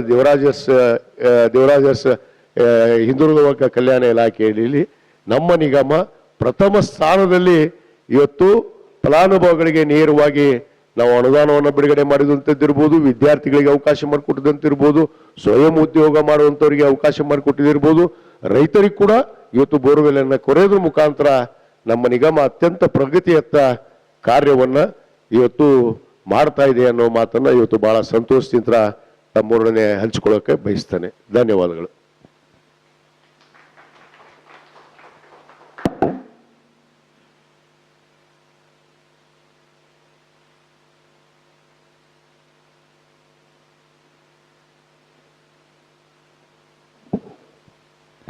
ಧನ್ಯವಾದಗಳು ಸರ್. ಇದುವರೆಗೂ ತಮ್ಮ ರಾಜಕೀಯ ಅನುಭವದ ಹಾದಿ ಹಾಗೂ ವೀರಶೈವ ಲಿಂಗಾಯತ ಅಭಿವೃದ್ಧಿ ನಿಗಮದ ಸಾಧನೆ ಮತ್ತೆ ಅಂದರೆ physical achievement and financial achievement ಎರಡನ್ನೂ ಬಹಳ ವಿವರವಾಗಿ ಹೇಳಿದ್ದಾರೆ. ಈಗ ನಿಗಮಕ್ಕೆ ಸಂಬಂಧಪಟ್ಟಂಗೆ ಮತ್ತು ರಾಜಕಾರಣ ಸಂಬಂಧಪಟ್ಟಂಗೆ ಅವರ ಹೋರಾಟ ಸಂಬಂಧಪಟ್ಟಂಗೆ ಯಾವ್ದಾದ್ರು ಪ್ರಶ್ನೆಗಳಿದ್ರೆ ದಯವಿಟ್ಟು ತಾವ್ಯಾರಾದ್ರೂ ಕೇಳಬಹುದು ಸರ್.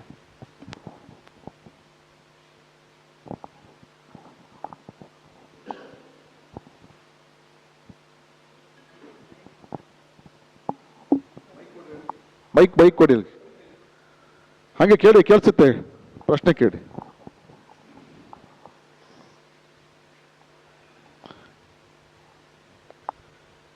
ಕೇಳಿ ಮೇಡಮ್ ಹೇಳಿ.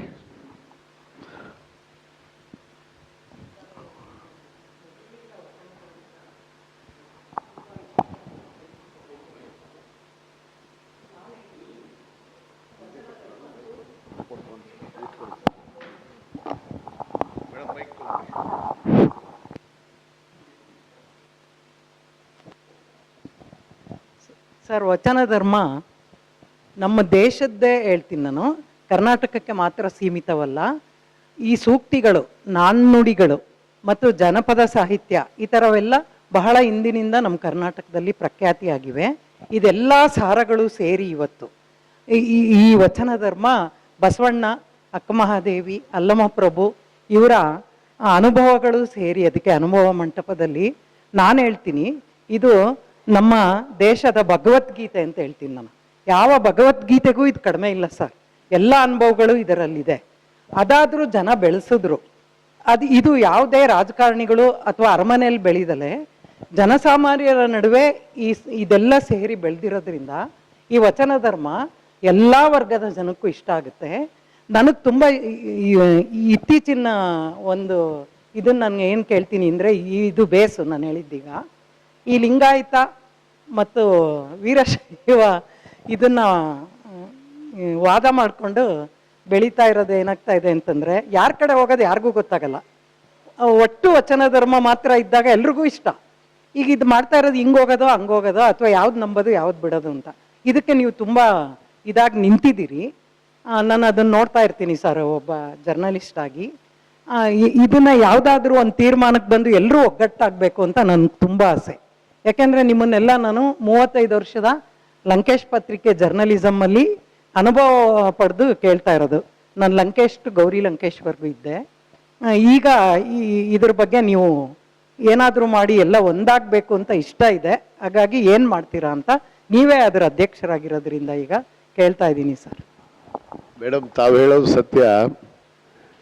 ಇವತ್ತು 12ನೇ ಶತಮಾನದಲ್ಲಿ ವಿಶ್ವಗುರು ಅಣ್ಣ ಬಸವಣ್ಣನವರು ವರ್ಗರಹಿತ ಸಮಾಜವನ್ನು ನಿರ್ಮಾಣ ಮಾಡಿ, ವರ್ಣರಹಿತ ಸಮಾಜವನ್ನು ನಿರ್ಮಾಣ ಮಾಡಿ, ಇವತ್ತು ಎಲ್ಲರಿಗೂ ಸಮಾನತೆಯನ್ನು ಇವತ್ತು ಕೋರಿ ವಚನದ ಮೂಲಕ ಅನೇಕ ಕೆಟ್ಟ ಮನಸ್ಸುಗಳನ್ನು ಶುದ್ಧವಾಗಿ ಮಾಡಿ ಒಳ್ಳೆಯ ದಾರಿಯಲ್ಲಿ ತಂದು, ಯಾವ ವರ್ಗ ಇವತ್ತು ಅವರಿಗೆ ವರ್ಗನೇ ಇರಲಿಲ್ಲ, ಯಾವ ವರ್ಗ ಇರಲಾರ್ದಂಥ ಜನರಿಗೆ ಅಸ್ಪೃಶ್ಯತೆ ಅಂತ ನಾವು ಹೇಳ್ತೀವಿ, ಅವ್ರಿಗೆಲ್ಲರಿಗೂ ನ್ಯಾಯವನ್ನು ಕೊಟ್ಟಂಥವ್ರು ವಿಶ್ವಗುರು ಅಣ್ಣ ಬಸವಣ್ಣನವರು. ಬಹುತೇಕ ನಾವು 12ನೇ ಶತಮಾನದಲ್ಲಿ ಏನಾಗಿದ್ವೋ ಗೊತ್ತಿಲ್ಲ, ಈ ಜನ್ಮದಲ್ಲಿ ನಾವು ಲಿಂಗಾಯತರಾಗಿ ಇವತ್ತು ಗುರುತಿಸ್ಕೊಂಡಿದ್ದೀವಿ. ಬಹುತೇಕ ಅದು ನನಗೆ ಬಹಳ ಹೆಮ್ಮೆ ಅನಿಸುತ್ತೆ. ಯಾಕಂದರೆ ಯಾವ ಒಂದು ಧರ್ಮದಲ್ಲಿ ನಾವು ಜನಿಸಿದ್ದೀವಿ ಅಂದರೆ ಎಲ್ಲರನ್ನ ಪ್ರೀತಿಸುವಂಥದ್ದು. ಬಹಳ ಮುಖ್ಯವಾಗಿ ಯಾವುದೇ ಧರ್ಮ, ಯಾವುದೇ ವರ್ಗ ವರ್ಣ ಇರಲಾರ್ದೆ ಇವತ್ತು ಕಾಯಕವೇ ಕೈಲಾಸ ಅನ್ನೋದ್ರ ಮುಖಾಂತರ, ಕಾಯಕದಿಂದಲೇ ನಾವೆಲ್ಲರನ್ನ ಕಾಣ್ಬೋದು ಅನ್ನೋದಕ್ಕೆ, ಕಾಯಕದಿಂದಲೇ ಇವತ್ತು ಅನೇಕ ಸಮುದಾಯಗಳು ಇವತ್ತು ಲಿಂಗಾಯತ ಒಳಪಂಗಡದಲ್ಲಿ ಗುರುತಿಸಿಕೊಂಡಿದ್ದಂಥದ್ದು. ಕಾಯಕದ ಮೇಲೆ ಅವರು ವರ್ಗವನ್ನು ನಿರ್ಮಾಣ ಮಾಡಿದ್ದಾರೆ. ಆದರೆ ಇಲ್ಲಿ ಬಸವಣ್ಣನವರು ಯಾವುದೇ ಕಾಯಕದ ಮೇಲೆ ಆಗಲಿ, ಯಾವುದೇ ವರ್ಣದ ಮೇಲೆ ಆಗಲಿ ಇವತ್ತು ವರ್ಗವನ್ನು ನಿರ್ಮಾಣ ಮಾಡಿಲ್ಲ. ಇವತ್ತು ಸಮಾನತೆಯನ್ನು ತಂದಂಥ ಬಸವಣ್ಣನವರು ಇವತ್ತು ಅದರಲ್ಲಿ ಕೆಲವಷ್ಟು ಜನ ಲಿಂಗಾಯತ ವೀರಶೈವರು ಅನ್ನೋರು ಕೂಡ ಇದ್ದಾರೆ. ಇವತ್ತು ಮಹಾಸಭಾ, ನಮ್ಮ ಅಖಿಲ ಭಾರತ ಲಿಂಗಾಯತ ವೀರಶೈವ ಮಹಾಸಭಾ ಕೂಡ ಇದೆ. ನಾವೆಲ್ಲರೂ ಒಂದಾಗಬೇಕು ಅನ್ನೋ ಉದ್ದೇಶದಿಂದಲೇ ಇವತ್ತು ನಾವು ಅನೇಕ ನಮ್ಮ ಪೂಜ್ಯರ ಮುಖಾಂತರ ಈ ರಾಜ್ಯದಲ್ಲಿ ಕೆಲವಷ್ಟು ಸಭೆ ಸಮಾರಂಭಗಳು ಕೂಡ ನಡೆದು, ಇವತ್ತೇನು ರಾಜ್ಯದಲ್ಲಿ ನಡೀತಿರುವಂಥ ಈ ಸಮೀಕ್ಷೆ, ಇವತ್ತೇನು ಶೈಕ್ಷಣಿಕ ಮತ್ತು ಸಾಮಾಜಿಕ ಸಮೀಕ್ಷೆ ಇವತ್ತು ನಡೀತಾ ಇದೆ, ಅದರಲ್ಲಿ ಕೆಲವಷ್ಟು ಜನರು ಅದೇ ದಾರಿ ತಪ್ಪಿಸುವಂಥ ಕೆಲಸ ಮಾಡಿದರು, ಇನ್ನೂ ಕೂಡ ಮಾಡ್ತಾ ಇದ್ದಾರೆ. ಅದರಲ್ಲಿ ಯಾರು ಮಾಡ್ತಾ ಇದ್ದಾರೆ ಅನ್ನೋದಕ್ಕೆ ನಾನು ಹೆಸರನ್ನು ಹೇಳೋಕ್ಕೆ ಹೋಗೋದಿಲ್ಲ. ಕೆಲವಷ್ಟು ಜನ ನಮ್ಮ ಈ ಕಾವಿದಾರಿಗಳೇ ದಾರಿ ತಪ್ಪಿಸುವಂಥ ಕೆಲಸ ಮಾಡ್ತಾ ಇದ್ದಾರೆ. ಇವತ್ತು ಸಮಾಜವನ್ನು ಯಾವ ರೀತಿ ಬಸವಣ್ಣ ಇವತ್ತು ಕಟ್ಟಿದ್ರು ಆ ನಿಟ್ಟಿನಲ್ಲಿ ಹೋಗ್ಬೇಕು ವಿನಃ ಇವರ ಸ್ವಂತ ಇಚ್ಛಾಶಕ್ತಿ, ಸ್ವಂತ ಹಿತಾಸಕ್ತಿ ಅಂತ ಸಮಾಜವನ್ನು ಇವತ್ತು ಮನುಷ್ಯರನ್ನ ಇವತ್ತು ಬೇರೆ ಬೇರೆ ಮಾಡುವಂಥ ಕೆಲಸ ಇವತ್ತು ಏನು ಸ್ವಾಮೀಜಿ ಮಾಡ್ತಾ ಇದ್ದಾರೆ, ಅದು ತಪ್ಪು. ನಾವೆಲ್ಲ ಒಂದಾಗಲೇಬೇಕು, ಒಂದಾಗೇ ಆಗ್ತೀವಿ. ಇವತ್ತು ಒಂದಾಗಿ ಈ ಧರ್ಮ ಮುನ್ನಡೆಯುತ್ತೆ. ಅದು ಬಸವಣ್ಣನವರ ಧರ್ಮ, ಅದು ಲಿಂಗಾಯತ ಧರ್ಮ ಅನ್ನೋದನ್ನ ನಾನು ಗಟ್ಟಿಯಾಗಿ ಈ ಸಂದರ್ಭದಲ್ಲಿ ಹೇಳಕ್ಕೆ ಇಚ್ಛೆ ಪಡ್ತೀನಿ. ತುಂಬ ಥ್ಯಾಂಕ್ಸ್ ಸರ್.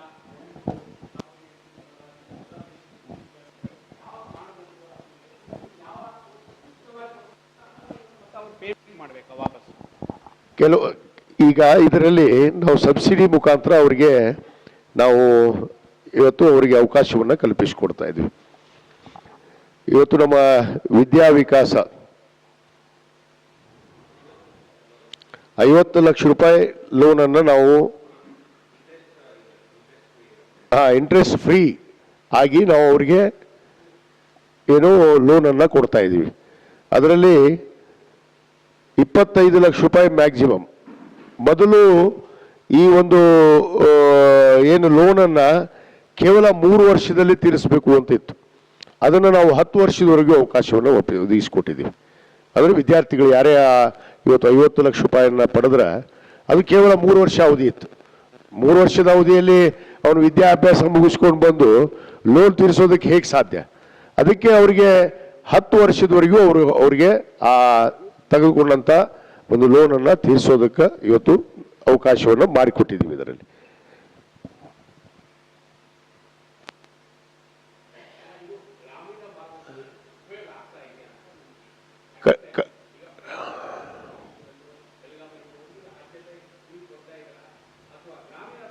ಗ್ರಾಮೀಣ ಭಾಗದಲ್ಲಿ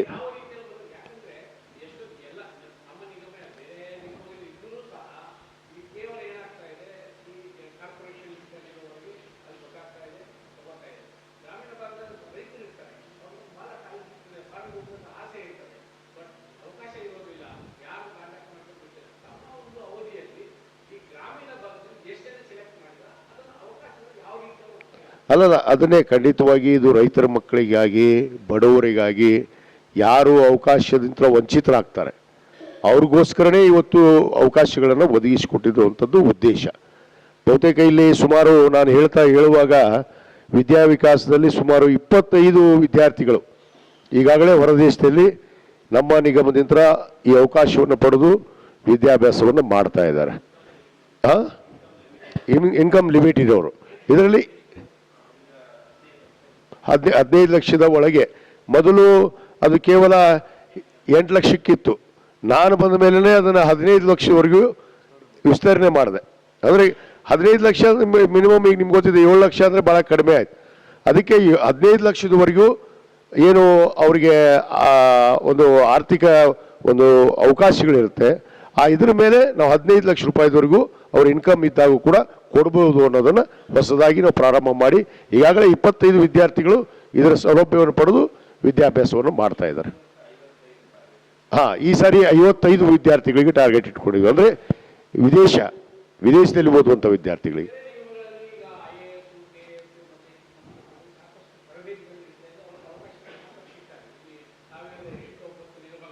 ಹೌದು,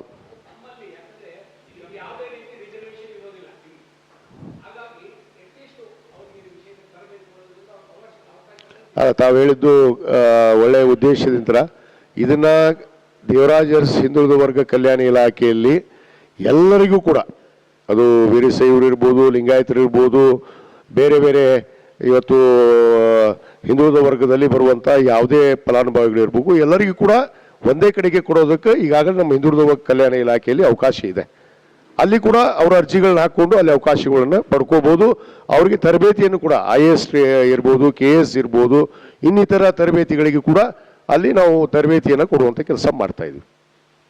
ಅದನ್ನು ನಾವು ಪ್ರತ್ಯೇಕವಾಗಿ ಮಾಡಬೇಕು ಅಂತ ಅನ್ನೋದು ಕೂಡ ನಮ್ಮ ಉದ್ದೇಶ ಇದೆ. ನಮ್ಮ ವೀರಶೈವ ಲಿಂಗಾಯತ ಅಭಿವೃದ್ಧಿ ನಿಗಮದಿಂದಲೇ ವೀರಶೈವ ಲಿಂಗಾಯತರಿಗೆ ಅಷ್ಟೇ ಪ್ರತ್ಯೇಕ ಕೊಡುವಂತ ಕೇಳಿ ನಾವು ಈಗಾಗಲೇ ಚರ್ಚೆ ಮಾಡಿದ್ದೇವೆ. ಕಾರ್ಯದರ್ಶಿಗಳಿಗೆ ಪ್ರಸ್ತಾವನೆಯನ್ನು ಕಳಿಸಿದ್ದೀವಿ. ಅದು ಕೂಡ ಮಂಜೂರಾತಿ ಮಾಡಿಸಿ ನಮ್ಮ ಪ್ರತ್ಯೇಕವಾಗಿ ನಮ್ಮ ವೀರಶೈವ ಲಿಂಗಾಯತ ಅಭಿವೃದ್ಧಿ ನಿಗಮದಿಂದಲೂ ಪ್ರಾರಂಭ ಮಾಡ್ತೀವಿ ಅನ್ನೋ ಮಾತನ್ನು ಹೇಳಕ್ಕೆ ಇಷ್ಟಪಡ್ತೇನೆ.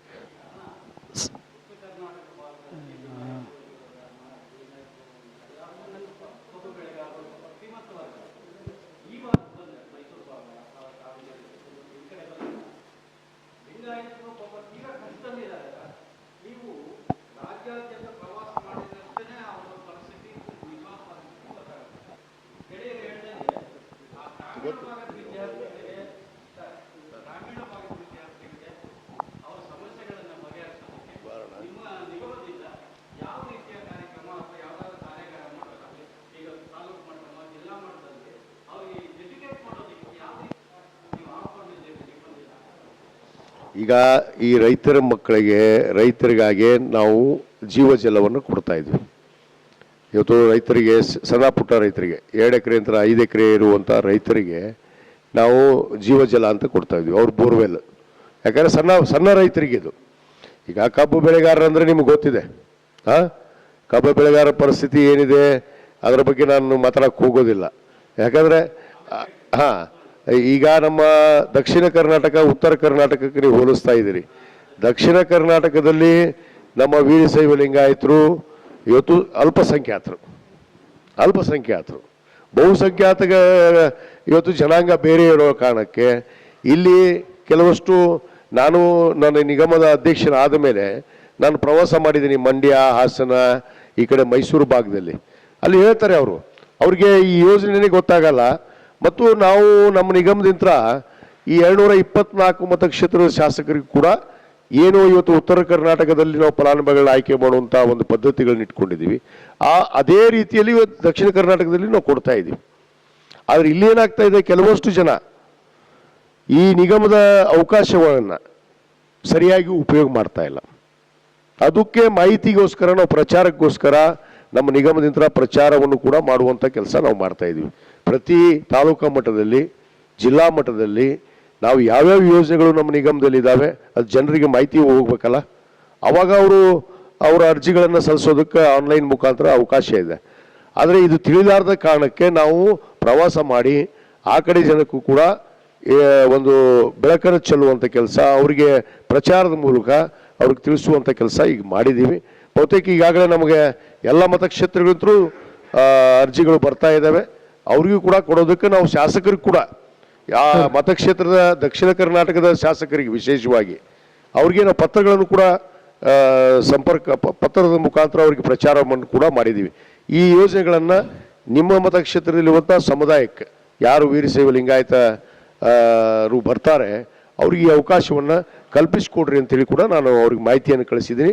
ಈಗ ಇತ್ತೀಚೆಗೆ ಎಲ್ಲ ಶಾಸಕರು ಕೂಡ ಭಾಳ ಆ್ಯಕ್ಟಿವ್ ಆಗಿ, ಯಾಕಂದರೆ ಮೊದಲು ಟಾರ್ಗೆಟ್ಗಳು ಭಾಳ ಕಡಿಮೆ ಇದ್ವು, ನಮ್ಮ ಹತ್ರ 1-2 ಟಾರ್ಗೆಟ್ ಇದ್ವು.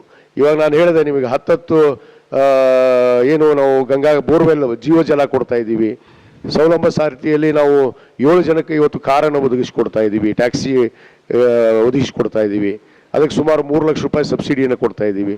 ಈ ರೀತಿ ಕೊಡೋದ್ರಿಂದ ಇವತ್ತು ನಮ್ಮ ನಿಗಮದಲ್ಲಿ ನಿಜವಾಗ್ಲೂ ಎಲ್ಲ ಕಡೆ ಜನಕ್ಕೆ ಕೂಡ ಪ್ರಚಾರ ಆಗಿದೆ. ಇದರ ಸದುಪಯೋಗವನ್ನು ಪಡ್ಕೊತಾ ಇದ್ದಾರೆ. ಇನ್ಮೇಲೆ ಸರ್ ಕಶ್ಯಪ್ ಸರ್ 2ರಿಂದ 5 ಎಕರೆ ಒಳಗಡೆ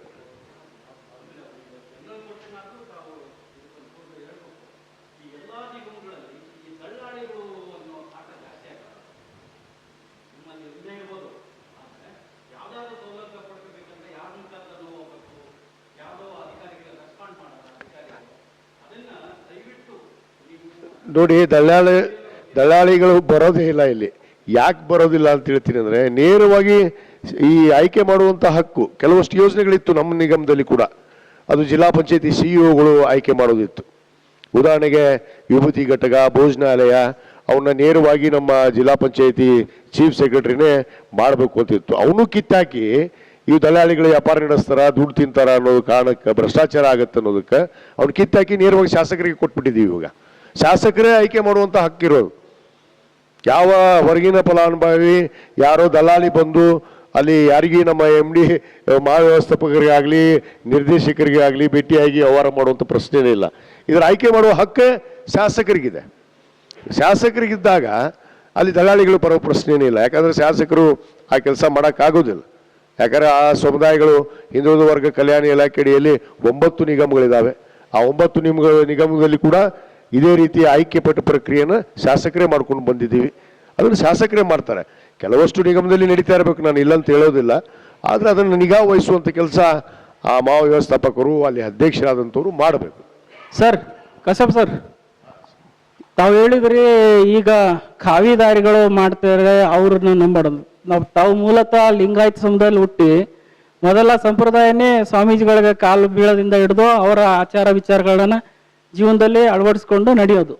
ಈಗ ಏನಾಗಿದೆ ಅಂದ್ರೆ ಆ ಒಂದು ವಿರೋಧ ಪಕ್ಷ ಆಗಿರ್ಬೋದು ಮತ್ತು ಹೊರಗಡೆ ತಾಕಿರೋದೇನೆಂದ್ರೆ ಕಾಶ್ಯಪ್ನವರು ತಮ್ಮ ವೈಯಕ್ತಿಕ ಹಿತಾಸಕ್ತಿಗೆ ಬೇಳೆ ಬೇಯಿಸ್ಕೊಳಕ್ ಮಾತ್ರ ಸ್ವಾಮಿಗಳಿರ್ತಾರೆ, ಅವ್ರದ್ದು ಇದಾಗಿಲ್ಲ ಅಂದ್ರೆ ಸ್ವಾಮಿಗಳನ್ನ ತೆಗಳ್ತಾರೆ, ಒಂಥರ ಕಾಂಟ್ರವರ್ಸಿ MLA ಆಗಿದ್ದಾರೆ ಅಂತ ಹೇಳ್ತಾರೆ. ಏನ್ ಹೇಳ್ತೀರಾ?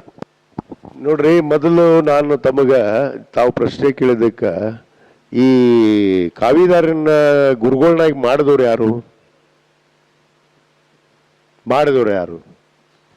ಮನುಷ್ಯರ ಏನ್ ದೇವ್ರ?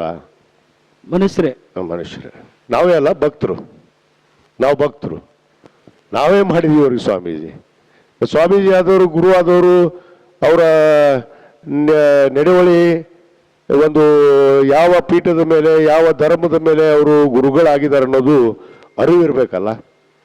ಇವತ್ತು ನೋಡ್ರಿ, ವೀರಶೈವ ಲಿಂಗಾಯತರು ಗುರುಗಳು ಅಂತ ಹೇಳೋರು ಅವರೆಲ್ಲ ಏನು ಮಾಡಿದ್ರು ಇವತ್ತು? ಯಾಕೆ ವೀರಶೈವ ಲಿಂಗಾಯತ ಅಂತ ಧರ್ಮ ಇಲ್ವಾ ನಮ್ಮದು? ಲಿಂಗಾಯತ ಅಂತ ಧರ್ಮ ಇಲ್ವಾ? ಅದನ್ನು ಬರ್ಸೋದು ಬಿಟ್ಟು ಹಿಂದೂ ಅಂತ ಯಾಕೆ ಬರ್ಸಿದ್ರಿ ಇವರು? ನನ್ನ ಪ್ರಶ್ನೆ. ಹಿಂದೂ ಅಂತ ಬರ್ಸಿದ್ದಕ್ಕೆ ಈ ಕಾವಿದಾರಿಗಳು ದಾರಿ ತಪ್ಪಿಸ್ತಾ ಇದ್ದಾರೆ.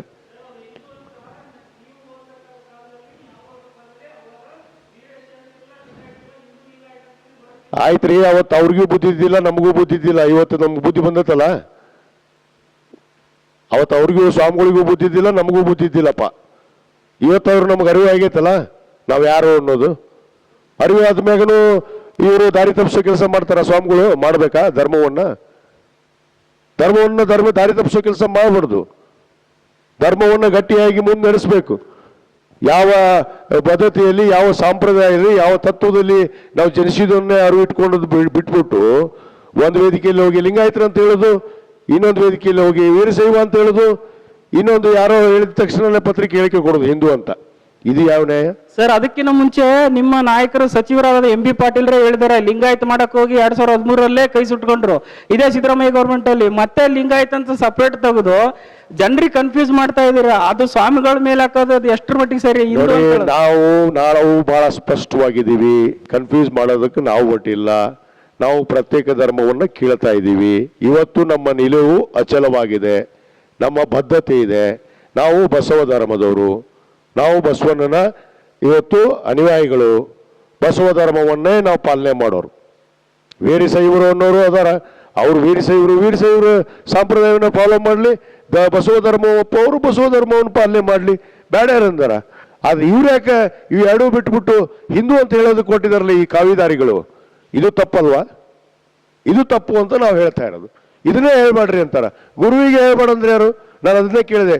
ಗುರುವಿನ ಭಕ್ತರು ಮಾಡಿದಾರೋ ಏನು ಗುರುಗಳು ತಾವೇ ಸೃಷ್ಟಿಯಾಗಿದ್ದಾರೋ? ನನ್ನ ಪ್ರಶ್ನೆ.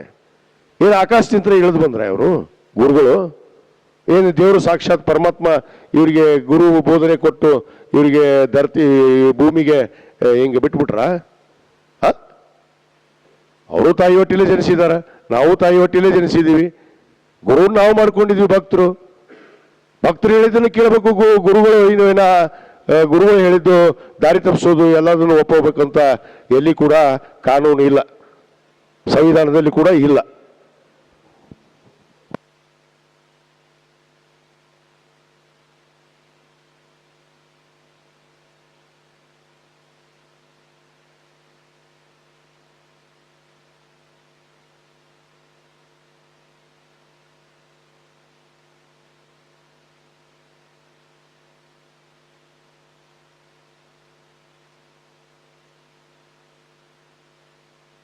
ಹನ್ನೆರಡನೇ ಶತಮಾನದಲ್ಲಿ ಬಸವಣ್ಣವರು ಸಾಕಷ್ಟು ಕ್ರಾಂತಿಗಳನ್ನು ಮಾಡಿದ್ದಾರೆ. ಬಸವಣ್ಣವರು ತಮಗೆಲ್ಲ ಗೊತ್ತಿರೋದು. ಯಾಕಂದ್ರೆ ನಿಮ್ಮ ತಂದೆಯವರ ಕಾಲ ಹಿಡಿದುಕೊಂಡು ನೀವು ಬಸವ ತತ್ವದಲ್ಲಿ ಬಂದ್ರಿ. ಯಾಕೆ ನೀವು ಈ ಮೂಢನಂಬಿಕೆಗಳು ಮತ್ತು ಅಂತರ್ಜಾಲಗಳು ವಿವಾಹಕ್ಕೆ ಒತ್ತು ಯಾಕೆ ನೀಡ್ತಾ ಇಲ್ಲ? ಬಸವ ತತ್ವದಲ್ಲಿ ಇದ್ದಾದ್ರೆ ನೀವು ಲಿಂಗಾಯತರಿಗೆ ಮಾತ್ರ ನೀವು ಒತ್ತು ನೀಡ್ತಾ ಇದ್ದೀರಾ. ನೀವು ಯಾಕೆ ಬಸವಣ್ಣವರ ತತ್ವದಲ್ಲಿ ನಡೀತಾ ಇದ್ರೆ ಅಂತರ್ಜಾತಿ ವಿವಾಹಗಳನ್ನು ಹೆಚ್ಚಾಗಿ ಮಾಡೋದ್ರ ಮೂಲಕ ಮತ್ತು ಮೂಢನಂಬಿಕೆ ಕಾರ್ಯಕ್ರಮ ಮಾಡೋಕೆ ನೀವು ನಿಜವಾದ ಬಸವ ತತ್ವಗಳನ್ನು ಅಳವಡಿಸಬೇಕಾಗಿತ್ತಲ್ಲ? ಯಾಕೆ ಈ ರೀತಿ ಕಾರ್ಯಕ್ರಮ ಮಾಡ್ತಾ ಇಲ್ಲ? ನಾವು ತತ್ವ ಎಲ್ಲಿ ಬಿಟ್ಟಿಲ್ಲ, ತತ್ವ ಬಿಟ್ಟು ನಡೆದಿಲ್ಲ. ನಾವು ಅಂತರ್ಜಾತಿ ವಿವಾಹನ ಮಾಡಿದವರಿಗೆ ನಾವು ವಿರೋಧ ಮಾಡಿಲ್ಲ, ನಾವು ಬೆಂಬಲ ಕೊಟ್ಟಿದ್ದೀವಿ. ಯಾವ ಜಾತಿ ಮತ ಭೇದವನ್ನು ನಾವು ಮಾಡಿಲ್ಲ. ಯಾಕಂದ್ರೆ ನಾವು ಅನ್ನ ಬಸವಣ್ಣನವ್ರ ನಾಡಿನಲ್ಲಿ ಜನಿಸಿದವರು ಅಂತೇಳಿ ತಮಗೆ ಹೇಳಿದ್ದೀವಿ. ಯಾವುದೇ ಮೂಢನಂಬಿಕೆ ವಿಚಾರಕ್ಕೆ ನಾವು ಹೋಗಿಲ್ಲ. ಏನಪ್ಪ, ಒಂದು ಈ ರಾಜ್ಯದಲ್ಲಿ ವೀರಶೈವರು ಲಿಂಗಾಯತರು ಒಗ್ಗಟ್ಟಾಗಿ ನಡೆದರೆ ಒಂದು ದೊಡ್ಡ ಶಕ್ತಿ ಆಗತ್ತೆ ಅಂತೇಳಿ ನಮ್ಮ ಹಿರಿಯರು, ಸಮಾಜದ ಮುಖಂಡರು, ಇವತ್ತು ಏನು ಅಖಿಲ ಭಾರತ ವೀರಶೈವ ಲಿಂಗಾಯತ ಮಹಾಸಭಾವನ್ನು ಕಟ್ಟಿದಂಥ ಭೀಮಣ್ಣ ಕಣ್ರೈ ಸಾಹೇಬ್ರು ಇರ್ಬೋದು, ನಮ್ಮ ಶಾಮನೂರು ಶಿವಶಂಕರಪ್ಪನವ್ರು ಇರ್ಬೋದು, ಏನು ಶಂಕರ ಬಿದ್ರಿಯವ್ರು ಇರ್ಬೋದು, ನಮ್ಮ ಈಶ್ವರ್ ಖಂಡ್ರೆ ಅವ್ರು ಇರ್ಬೋದು, ಇವರೆಲ್ಲ ಇಲ್ಲಪ್ಪ ಒಗ್ಗಟ್ಟಾಗಿ ಹೋಗೋಣ ಅನ್ನೋದಾಗ ನಾವು ಒಗ್ಗಟ್ಟಾಗಿ ಹೋಗೋದಕ್ಕೆ ಕೂಡ ನಾವು ಸಿದ್ಧಿದ್ವಿ. ನೀವು ವೀರಶೈವ ಧರ್ಮವನ್ನು ಪಾಲನೆ ಮಾಡಿರಿ, ನಾವು ಬಸವ ತತ್ವದವರು ಬಸವ ಧರ್ಮವನ್ನು ಪಾಲನೆ ಮಾಡ್ತೀವಿ ಅಂತೇಳಿ. ಆದರೆ ಎಲ್ಲೋ ಒಂದು ಕಡೆ ಏನಾಯಿತು, ನಾವು ಒಗ್ಗಟ್ಟಾಗಿ ನಡೆಯೋದಕ್ಕೆ ನಾವು ಸಜ್ಜಾಗಿ ಹೋದಾಗ ಈ ಕಾವಿದಾರಿಗಳು ಕೂಡ ಇದ್ರಲ್ಲ ಗುರುಗಳು ಅಂತೀವಿ, ನಾವು ಗುರುಗಳು ಅಂತಿದ್ವಿ ಅವ್ರಿಗೆ ಅವ್ರು ಏನು ಮಾಡಿದರು, ಹಾದಿ ತಪ್ಪಿಸುವಂಥ ಕೆಲಸ ಮಾಡಿದ್ರು. ಏನು ಹೋಗಿ ಅಲ್ಲಿ ವೀರಶೈವ ಅಂತ ಹೇಳಿದವರು ಅನೌನ್ಸ್ ಮಾಡಿದವರು ಒಂದಿಷ್ಟು ಜನ ಆದರು, ಲಿಂಗಾಯತರು ಅಂತ ಹೇಳಿದವರು ಒಂದಿಷ್ಟು ಜನ ಆದರು, ಕೊನೆಗೆ ಹೋಗಿ ಹಿಂದೂ ಅಂತ ಹೇಳಿ ಬರ್ಸ್ರಿ ಅಂತೇಳಿ ಒಂದಿಷ್ಟು ಜನ ದಾರಿ ತಪ್ಪಿಸೋ ಕೆಲಸ ಮಾಡಿದರು. ಅದಕ್ಕೆ ನಾವು ವಿರೋಧ ಮಾಡಿದ್ದೀವಿ. ನಾವು ಧರ್ಮ ಪಾಲನೆ ಮಾಡೋದ್ರಲ್ಲಿ ಯಾವುದೇ ನಮ್ಮ ತಪ್ಪು ಹೆಜ್ಜೆಗಳನ್ನು ಇಟ್ಟಿಲ್ಲ, ನಾವು ಇಡೋದಿಲ್ಲ ಅನ್ನೋ ಮಾತನ್ನು ಕೂಡ ನಾನು ಭರವಸೆಯನ್ನು ಕೊಡಕ್ಕೆ ಬಯಸ್ತೇನೆ. ನೋಡ್ರಿ, ನೀವು ಕೇಳಿದ್ದೆ ಅದು ಇರ್ಲಿ. ಏನ್ ಬಯಸ್ತಾ ಇದ್ರಿ ಕೇಳ್ರಿ. ಇರ್ಲಿ ಇರ್ಲಿ.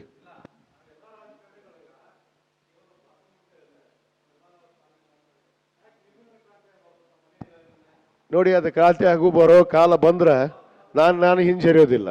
ಕ್ರಾಂತಿ ಮಾಡೋಕ್ಕೂ ನಾವು ಸಿದ್ಧ ಇದೀವಿ. ಯಾಕಂದ್ರೆ ಅದ ನಾಡಿನಾಗ ಜನಿಸಿ ಬಂದೀವಿ. ಕ್ರಾಂತಿಕಾರಿ ಬಸವಣ್ಣನ ಒಂದು ಐಕ್ಯ ಭೂಮಿಯಲ್ಲಿ ನಾವು ಜನಿಸಿದ್ದೀವಿ. ಈ ಕಾರ್ಯಕ್ರಮಕ್ಕೆ ನಮ್ಮ ಪ್ರೆಸ್ ಕ್ಲಬ್ನ ಅಧ್ಯಕ್ಷರಾದ ಆರ್ ಶ್ರೀಧರ್ ಅವರು ಬಂದಿದ್ದಾರೆ. ನಿಮ್ಮೆಲ್ಲರ ಪರವಾಗಿ ಮತ್ತೆ ನಮ್ಮ ಕಾಶಪ್ಪ ಸಾಹೇಬ್ರ ಪರವಾಗಿ ನಾನು ಸ್ವಾಗತ ಕೊಡ್ತೇನೆ. ಅಧ್ಯಕ್ಷರು ಶ್ರೀಧರ್ ಸಾಹೇಬರು ನಮಗೆ ಕಳೆದ ಒಂದು 30 ವರ್ಷದ ಒಂದು ಸ್ನೇಹ. ನಮಗ ಅವ್ರಿಗೆ ಇವತ್ತಲ್ಲ, ಒಂದು 30 ವರ್ಷದ ಹಿಂದಿನಿಂದನೂ ನಾವು ಪ್ರೆಸ್ ಕ್ಲಬ್ಗೆ ಬರ್ತಿದ್ವಿ, ನಾವು ಶ್ರೀಧರ್ ಅವ್ರ ಜೊತೆ ಕೂಡ್ತಿದ್ವಿ. ಅಂಥ ಒಂದು ಆತ್ಮೀಯ ಒಂದು ಬಾಂಧವ್ಯ, ಸ್ನೇಹ ಬಾಂಧವ್ಯವನ್ನು ನಾವು ಹೊಂದಿದ್ವಿ. ನನಗೆ ನಿಜವಾಗ್ಲೂ ಭಾಳ ಸಂತೋಷ ಅನಿಸೋದೇನೆಂದ್ರೆ, ಈ ಪ್ರೆಸ್ ಕ್ಲಬ್ಬಿನ ಅಧ್ಯಕ್ಷರಾಗಿ ನಮ್ಮ ಶ್ರೀಧರ್ ಅವರ ಒಂದು ನೇತೃತ್ವದಲ್ಲಿ ಈ ಸಂವಾದ ನಡೆದಿದೆಯಲ್ಲ, ಅದಕ್ಕೆ ನಾನು ಶ್ರೀಧರ್ ಅವರಿಗೆ ನನಗೆ ಅವಕಾಶ ಕೊಟ್ಟಿದ್ದಕ್ಕೆ ನಾನು ಎಲ್ಲರ ಪರವಾಗಿ ಅವರಿಗೆ, ನಮ್ಮ ವೀರಶೈವ ಲಿಂಗಾಯತ ಅಭಿವೃದ್ಧಿ ನಿಗಮದ ಪರವಾಗಿ ನಾನು ಅವರಿಗೆ ವಿಶೇಷವಾದ ಧನ್ಯವಾದಗಳನ್ನ, ಅಭಿನಂದನೆಯನ್ನು ಸಲ್ಲಿಸಕ್ಕೆ ಬಯಸ್ತೇನೆ. ಧನ್ಯವಾದ ಸರ್. ಸರ್, ನಮ್ಮ ಕಡೆಯಿಂದ ಒಂದು ಪ್ರಶ್ನೆ, ಕೊನೆಯ ಪ್ರಶ್ನೆ, ಆಮೇಲೆ ಅಧ್ಯಕ್ಷರು ಥ್ಯಾಂಕ್ಸ್ ಹೇಳ್ತಾರೆ. ರಾಜಕಾರಣದ ಸನ್ನಿವೇಶ ಗಮನಿಸ್ತಾ ಇದ್ದೀರಿ, ನೀವು ಕೂಡ ನಾವು ಗಮನಿಸ್ದಂಗೆ ಪ್ರಬಲ ಆಕಾಂಕ್ಷಿ ಇದ್ದೀರಿ. ಒಂದು ಕಡೆ ಸಂಪುಟ ಪುನರಚನೆ ಅಂತ ಹೇಳ್ತಾರೆ, ಮತ್ತೊಂದು ಕಡೆ ಬದಲಾವಣೆ ಅನ್ನೋದು ವಿಷಯ ಚರ್ಚೆ ನಡೀತಾ ಇದೆ. ಈಗ ಬಿಹಾರ ಚುನಾವಣೆ ಆದ ನಂತರ ಚಿತ್ರಣ ಚೇಂಜ್ ಅಂತ ಹೇಳ್ತಾ ಇದ್ದಾರೆ. ಹಾಗಾಗಿ ಈ ಸನ್ನಿವೇಶದ ಬಗ್ಗೆ ನಿಮ್ಮ ಅಭಿಪ್ರಾಯ ಏನು ಹೇಳ್ಬೋದು ಸರ್? ಸಚಿವ ಸಂಪುಟ ಮಾಡಬೇಕು ಅಂತೇಳಿ ಈಗಾಗಲೇ ನಮ್ಮ ನೆಚ್ಚಿನ ಮುಖ್ಯಮಂತ್ರಿಗಳಂತ ನಮ್ಮ ನಾಯಕರು ಸಿದ್ದರಾಮಯ್ಯನವರು ಈಗಾಗಲೇ ನಮ್ಮ ಏನು ಸನ್ಮಾನ್ಯ ನಮ್ಮ ರಾಷ್ಟ್ರದ ನಾಯಕರಾದಂಥ ರಾಹುಲ್ ಗಾಂಧಿಯವರ ಜೊತೆಗೆ ಮತ್ತು ನಮ್ಮ ಅಖಿಲ ಭಾರತ ಕಾಂಗ್ರೆಸ್ ಪಕ್ಷದ ಅಧ್ಯಕ್ಷರಾದಂಥ ಮಲ್ಲಿಕಾರ್ಜುನ್ ಖರ್ಗೆ ಸಾಹೇಬರ ಜೊತೆಗೆ ಚರ್ಚೆ ಮಾಡಿದ್ದಾರೆ ಅನ್ನೋ ವಿಷಯ ನನಗೆ ಬಂದಿದೆ ಗಮನಕ್ಕೆ. ಬದಲಾವಣೆಯನ್ನು ಮಾಡಬೇಕು ಅನ್ನೋದು ಕೂಡ ಅವರು ತೀರ್ಮಾನವನ್ನು ತೆಗೆದುಕೊಂಡಿದ್ದಾರೆ ಅನ್ನೋದು ನನಗೆ ಕೂಡ ಬಲ್ಲ ಮೂಲಗಳಿಂದ ಮಾಹಿತಿ ಬಂದಿದೆ. ಇವತ್ತು ಸಚಿವ ಸಂಪುಟವನ್ನು ಬದಲಾವಣೆ ಮಾಡೋದಕ್ಕೆ ಸನ್ಮಾನ್ಯ ಮುಖ್ಯಮಂತ್ರಿಗಳು ಮುಂದಾಗಿದ್ದಾರೆ. ಬಹುತೇಕ ಅದರ ನಮ್ಮ ನಾಯಕರಂತ ರಾಹುಲ್ ಗಾಂಧಿಯವರು ಮತ್ತು ಮಲ್ಲಿಕಾರ್ಜುನ್ ಖರ್ಗೆ ಸಾಹೇಬರ ಒಂದು ಅನುಮತಿಯನ್ನು ಪಡೆದು ಖಂಡಿತವಾಗಿ ಸಚಿವ ಸಂಪುಟವನ್ನು ಬದಲಾವಣೆಯನ್ನು ಮಾಡ್ತಾರೆ ಅನ್ನೋದು ವಿಶ್ವಾಸವನ್ನು ವ್ಯಕ್ತಪಡಿಸ್ತೇನೆ. ಧನ್ಯವಾದಗಳು ಸರ್. ಇವತ್ತಿನ ಕಾರ್ಯಕ್ರಮಕ್ಕೆ ನಮ್ಮ ವೀರಶೈವ ಲಿಂಗಾಯತ ಅಭಿವೃದ್ಧಿ ನಿಗಮದ ವ್ಯವಸ್ಥಾಪಕ ನಿರ್ದೇಶಕರಾದ ಅರುಣ್ ಕುಮಾರ್ ಅವರು ಬಂದಿದ್ದಾರೆ. ಅವ್ರಿಗೆ ಕೂಡ ನಮ್ಮ ಅಧ್ಯಕ್ಷರ ಕಡೆಯಿಂದ ಒಂದು ಗೌರವ ಸಮರ್ಪಣೆ.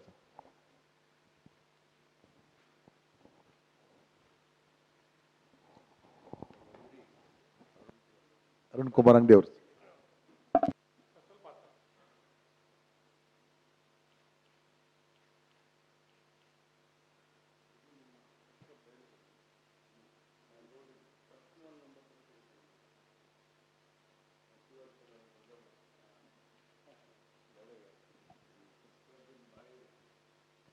ಖಂಡಿತ ಈಗಾಗಲೇ ಸಾಕಷ್ಟು ನಾನು ಅಧ್ಯಕ್ಷನಾದ ಮೇಲೆ ಪ್ರಚಾರ ಮಾಡೋದಕ್ಕೆ ಅದು ದೇವರಾಜರ್ಸಿ ನಿಗಮದಲ್ಲೇ ಇತ್ತು.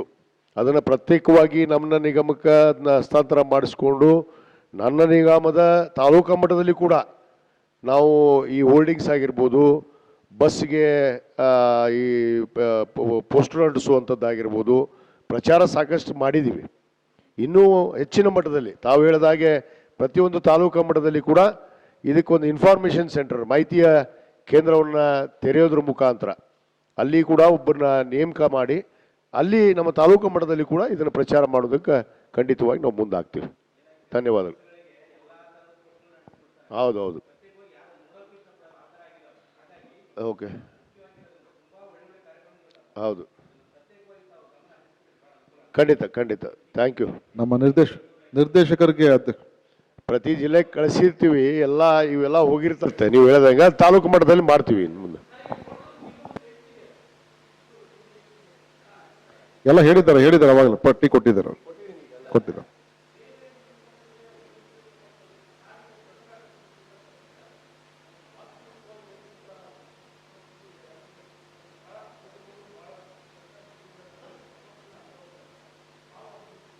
ಇಲ್ಲ, ಆ ಪರಿಸ್ಥಿತಿ ನಮ್ಮ ನಿಗಮದಲ್ಲಿಲ್ಲ. ನಮ್ಮ ಮಾನ್ಯ ಮುಖ್ಯಮಂತ್ರಿಗಳು ಇದೇ 25-26ನೇ ಸಾಲಿನ ಬಜೆಟ್ನಲ್ಲಿ ಸುಮಾರು 224 ಕೋಟಿ ರೂಪಾಯಿ ಅನುದಾನವನ್ನು ಕೊಟ್ಟಿದ್ದಾರೆ. ಒಟ್ಟಾರೆ ನಮ್ಮ ಮುಖ್ಯಮಂತ್ರಿಗಳು ಬಂದ ಮೇಲೆ ಸುಮಾರು 300 ಕೋಟಿ ಅನುದಾನವನ್ನು ನಮಗೆ ನಿಗಮಕ್ಕೆ ಕೊಟ್ಟಿದ್ದಾರೆ. ನಮಗೆ ಯಾವುದೇ ಅನುದಾನದ ಕೊರತೆ ಇಲ್ಲ. ನಾವು ಬಹಳ ಸ್ಪಷ್ಟವಾಗಿ ಅದನ್ನು ಬಳಕೆ ಮಾಡಿದ್ದೀವಿ ಮತ್ತು ಇಲ್ಲಿವರೆಗೂ ಕೂಡ ಎಷ್ಟು ಅನುದಾನ ಬಂದಿತ್ತು ಆ ಅನುದಾನದಲ್ಲಿ ಅರ್ಧಕ್ಕರ್ಧ ಅನುದಾನವನ್ನು ಈಗಾಗಲೇ ನಾವು ಬಳಕೆ ಮಾಡಿಬಿಟ್ಟಿದ್ದೀವಿ ಮತ್ತು ನಂಬರ್ 1 ಇದ್ದೀವಿ ನಿಗಮಗಳಲ್ಲಿ. ನಮ್ಮ ಯೋಜನೆಗಳಾಗಲಿ ನಮ್ಮ ಬೋರ್ವೆಲ್ ರೈತರಿಗೆ ಕೊರೆಯುವಂಥದ್ದಾಗಿರ್ಬೋದು ಎಲ್ಲ ಕೂಡ ನಾವು ಅತ್ಯಂತ ಪ್ರಗತಿಯತ್ತ ಸಾಧಿಸ್ತಾ ಇದ್ದೀವಿ ಅನ್ನೋ ಮಾತನ್ನು ಹೇಳಕ್ಕೆ ಇಚ್ಛೆಪಡ್ತೀನಿ. ನಿಗಮದ ನಿರ್ದೇಶಕರಿಗೆ ನಮ್ಮ ಅಧ್ಯಕ್ಷರು ಡೈರಿ ನೀಡೋದ್ರ ಮೂಲಕ ಅಲ್ಲ ಬನ್ನಿ ಸರ್ ಬನ್ನಿ ಸರ್ ಬನ್ನಿ ಸರ್.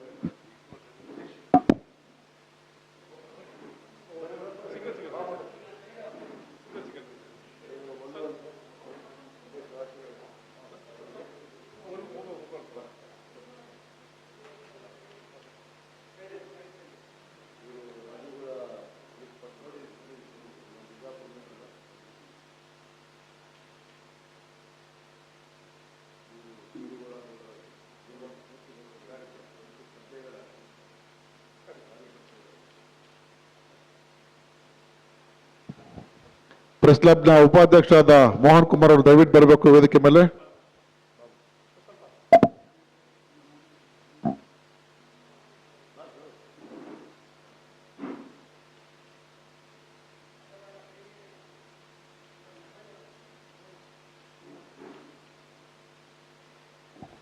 ಈಗ ಅಧ್ಯಕ್ಷರು ಎಲ್ರಿಗೂ ಒಂದು ಕೃತಜ್ಞತೆ ಸಲ್ಲಿಸಬೇಕು, ಒಂದೆರಡು ಮಾತಾಡಿ. ಮೊದಲನೇದಾಗಿ ದಯವಿಟ್ಟು ಕ್ಷಮಿಸಬೇಕು ನಾನು ತಡವಾಗಿ ಬಂದಿದ್ದಕ್ಕೆ.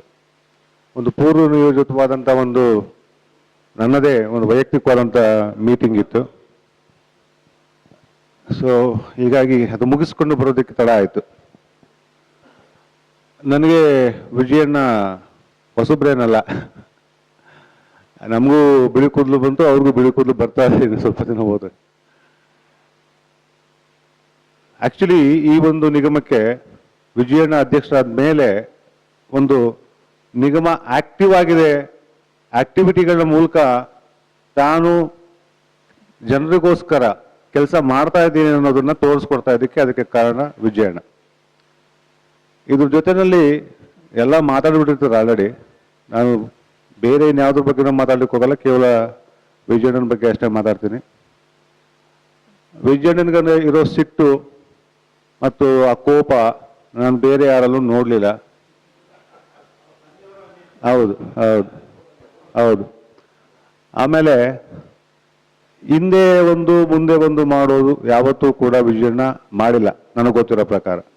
ಅದು ತಪ್ಪೇ ಮಾಡಿದ್ರು ಸರಿ ಅಂತ ವಹಿಸ್ಕೋತಾರೆ, ಸರಿನೇ ಮಾಡಿದ್ರು ಕೂಡ ಸರಿ ಅಂತಾನೆ ವಹಿಸ್ಕೋತಾರೆ. ಅವರು ಮಾಡಿದ್ ಸರಿ ಮತ್ತು ಯಾವತ್ತೂ ಏನನ್ನು ಮುಚ್ಚಿಡಲ್ಲ, ಇರೋದನ್ನ ಇರೋ ಥರನೇ ಮುಖದ ಮೇಲೆ ನೇರವಾಗಿ ಹೇಳುವಂಥ ಸ್ವಭಾವ. ಹೀಗಾಗಿನೇ ಅವರು ಹಲವಾರು ಬಾರಿ ಸುದ್ದಿನಲ್ಲಿ ಇರ್ತಾರೆ. ಒಂದು ವಿಚಾರ ಇರಬೇಕಾದ್ರೆ ಮೊದಲನೇ ಸರ್ಕಾರ ರಚನೆ ಸಂದರ್ಭದಲ್ಲೇ ಅವರು ಮಿನಿಸ್ಟರ್ ಆಗಬೇಕಾಗಿತ್ತು. ಆದರೆ ಈಗೊಂದು ಅವಕಾಶ ಬಂದಿದೆ. ಸಂಪುಟ ಪುನರ್ರಚನೆ ಏನು ಆಗ್ತಾ ಇದೆ, ವಿಜಯಣ್ಣ ಅವರ ಹೆಸರು ಕೂಡ ಅಲ್ಲಿದೆ. ನೆಕ್ಸ್ಟು ವಿಜಯಣ್ಣ ಅವರು ಮಿನಿಸ್ಟರ್ ಆಗಿ ಮತ್ತೆ ನಮ್ಮ ಪ್ರೆಸ್ ಕ್ಲಬ್ ಬಂದು ಇದೇ ಒಂದು ಮಾಧ್ಯಮ ಗೋಷ್ಠಿನಲ್ಲಿ ಪಾಲ್ಗೊಳ್ಬೇಕು ಅಂತ ನಾನು ಈಗಲೇ ಅಪ್ಲಿಕೇಶನ್ ಹಾಕ್ತಾ ಇದ್ದೇನೆ. ಸೊ ಸಮಯ ಆಗಿದೆ. ಧನ್ಯವಾದಗಳು ತಾವೆಲ್ಲ ಬಂದಿರೋದಕ್ಕೆ. ಅದರಲ್ಲೂ ವಿಶೇಷವಾಗಿ ನನ್ನ ಆತ್ಮೀಯರಾದಂಥ ವಿಜಯಣ್ಣ ಅವರು ಅಧ್ಯಕ್ಷ ಆಗಿದ್ದಂಥ ಅವಧಿನಲ್ಲಿ ನನ್ನ ಅಧ್ಯಕ್ಷತೆಯಲ್ಲಿ ಈ ಒಂದು ಮಾಧ್ಯಮ ಸಂವಾದದಲ್ಲಿ ಪಾಲ್ಗೊಂಡಿದ್ದಕ್ಕೆ ನಾನು ಅವ್ರಿಗೆ ಧನ್ಯವಾದಗಳನ್ನ ಹೇಳ್ತೇನೆ. Thank you Vijayanna. ಓಕೆ, ಊಟ. ಧನ್ಯವಾದಗಳು ಸರ್. ಇವತ್ತು ವಿಜಯ್ ಸರ್ ಬಂದಿರೋ ಹಿನ್ನೆಲೆಯಲ್ಲಿ ಉತ್ತರ ಕರ್ನಾಟಕ ಶೈಲಿಯ ವಿಶೇಷ ಊಟದ ವ್ಯವಸ್ಥೆ ಮಾಡಿದೀವಿ. ದಯವಿಟ್ಟು ಎಲ್ಲ ಊಟವನ್ನ ಮಾಡಿ ಹೋಗ್ಬೇಕು ಅಂತ ಕೇಳ್ಕೊತೀವಿ. ಹಾಗೆ ಇವತ್ತಿನ ಕಾರ್ಯಕ್ರಮಕ್ಕೆ ಬಂದ ನಿಮ್ಮೆಲ್ರಿಗೂ ಮತ್ತೆ ನಮ್ಮ ಅಧ್ಯಕ್ಷರಿಗೆ, ನಮ್ಮ ನಿಗಮದ ಅಧ್ಯಕ್ಷರಾದ ವಿಜಯಾನಂದ ಕಾಶಪ್ಪ ಸರ್ಗೆ ಎಲ್ಲರಿಗೂ ಸೇರಿ ನಾವು ಧನ್ಯವಾದ ಅರ್ಪಿಸ್ತೇನೆ. ಪ್ರೆಸ್ ಕ್ಲಬ್ ವತಿಯಿಂದ ಅವರಿಗೆ ನಾವು ಕೃತಜ್ಞತೆಯನ್ನು ಸಲ್ಲಿಸ್ತೇನೆ. ಧನ್ಯವಾದಗಳು. ನಮಸ್ಕಾರ. ಧನ್ಯವಾದಗಳು ಎಲ್ಲರಿಗೂ.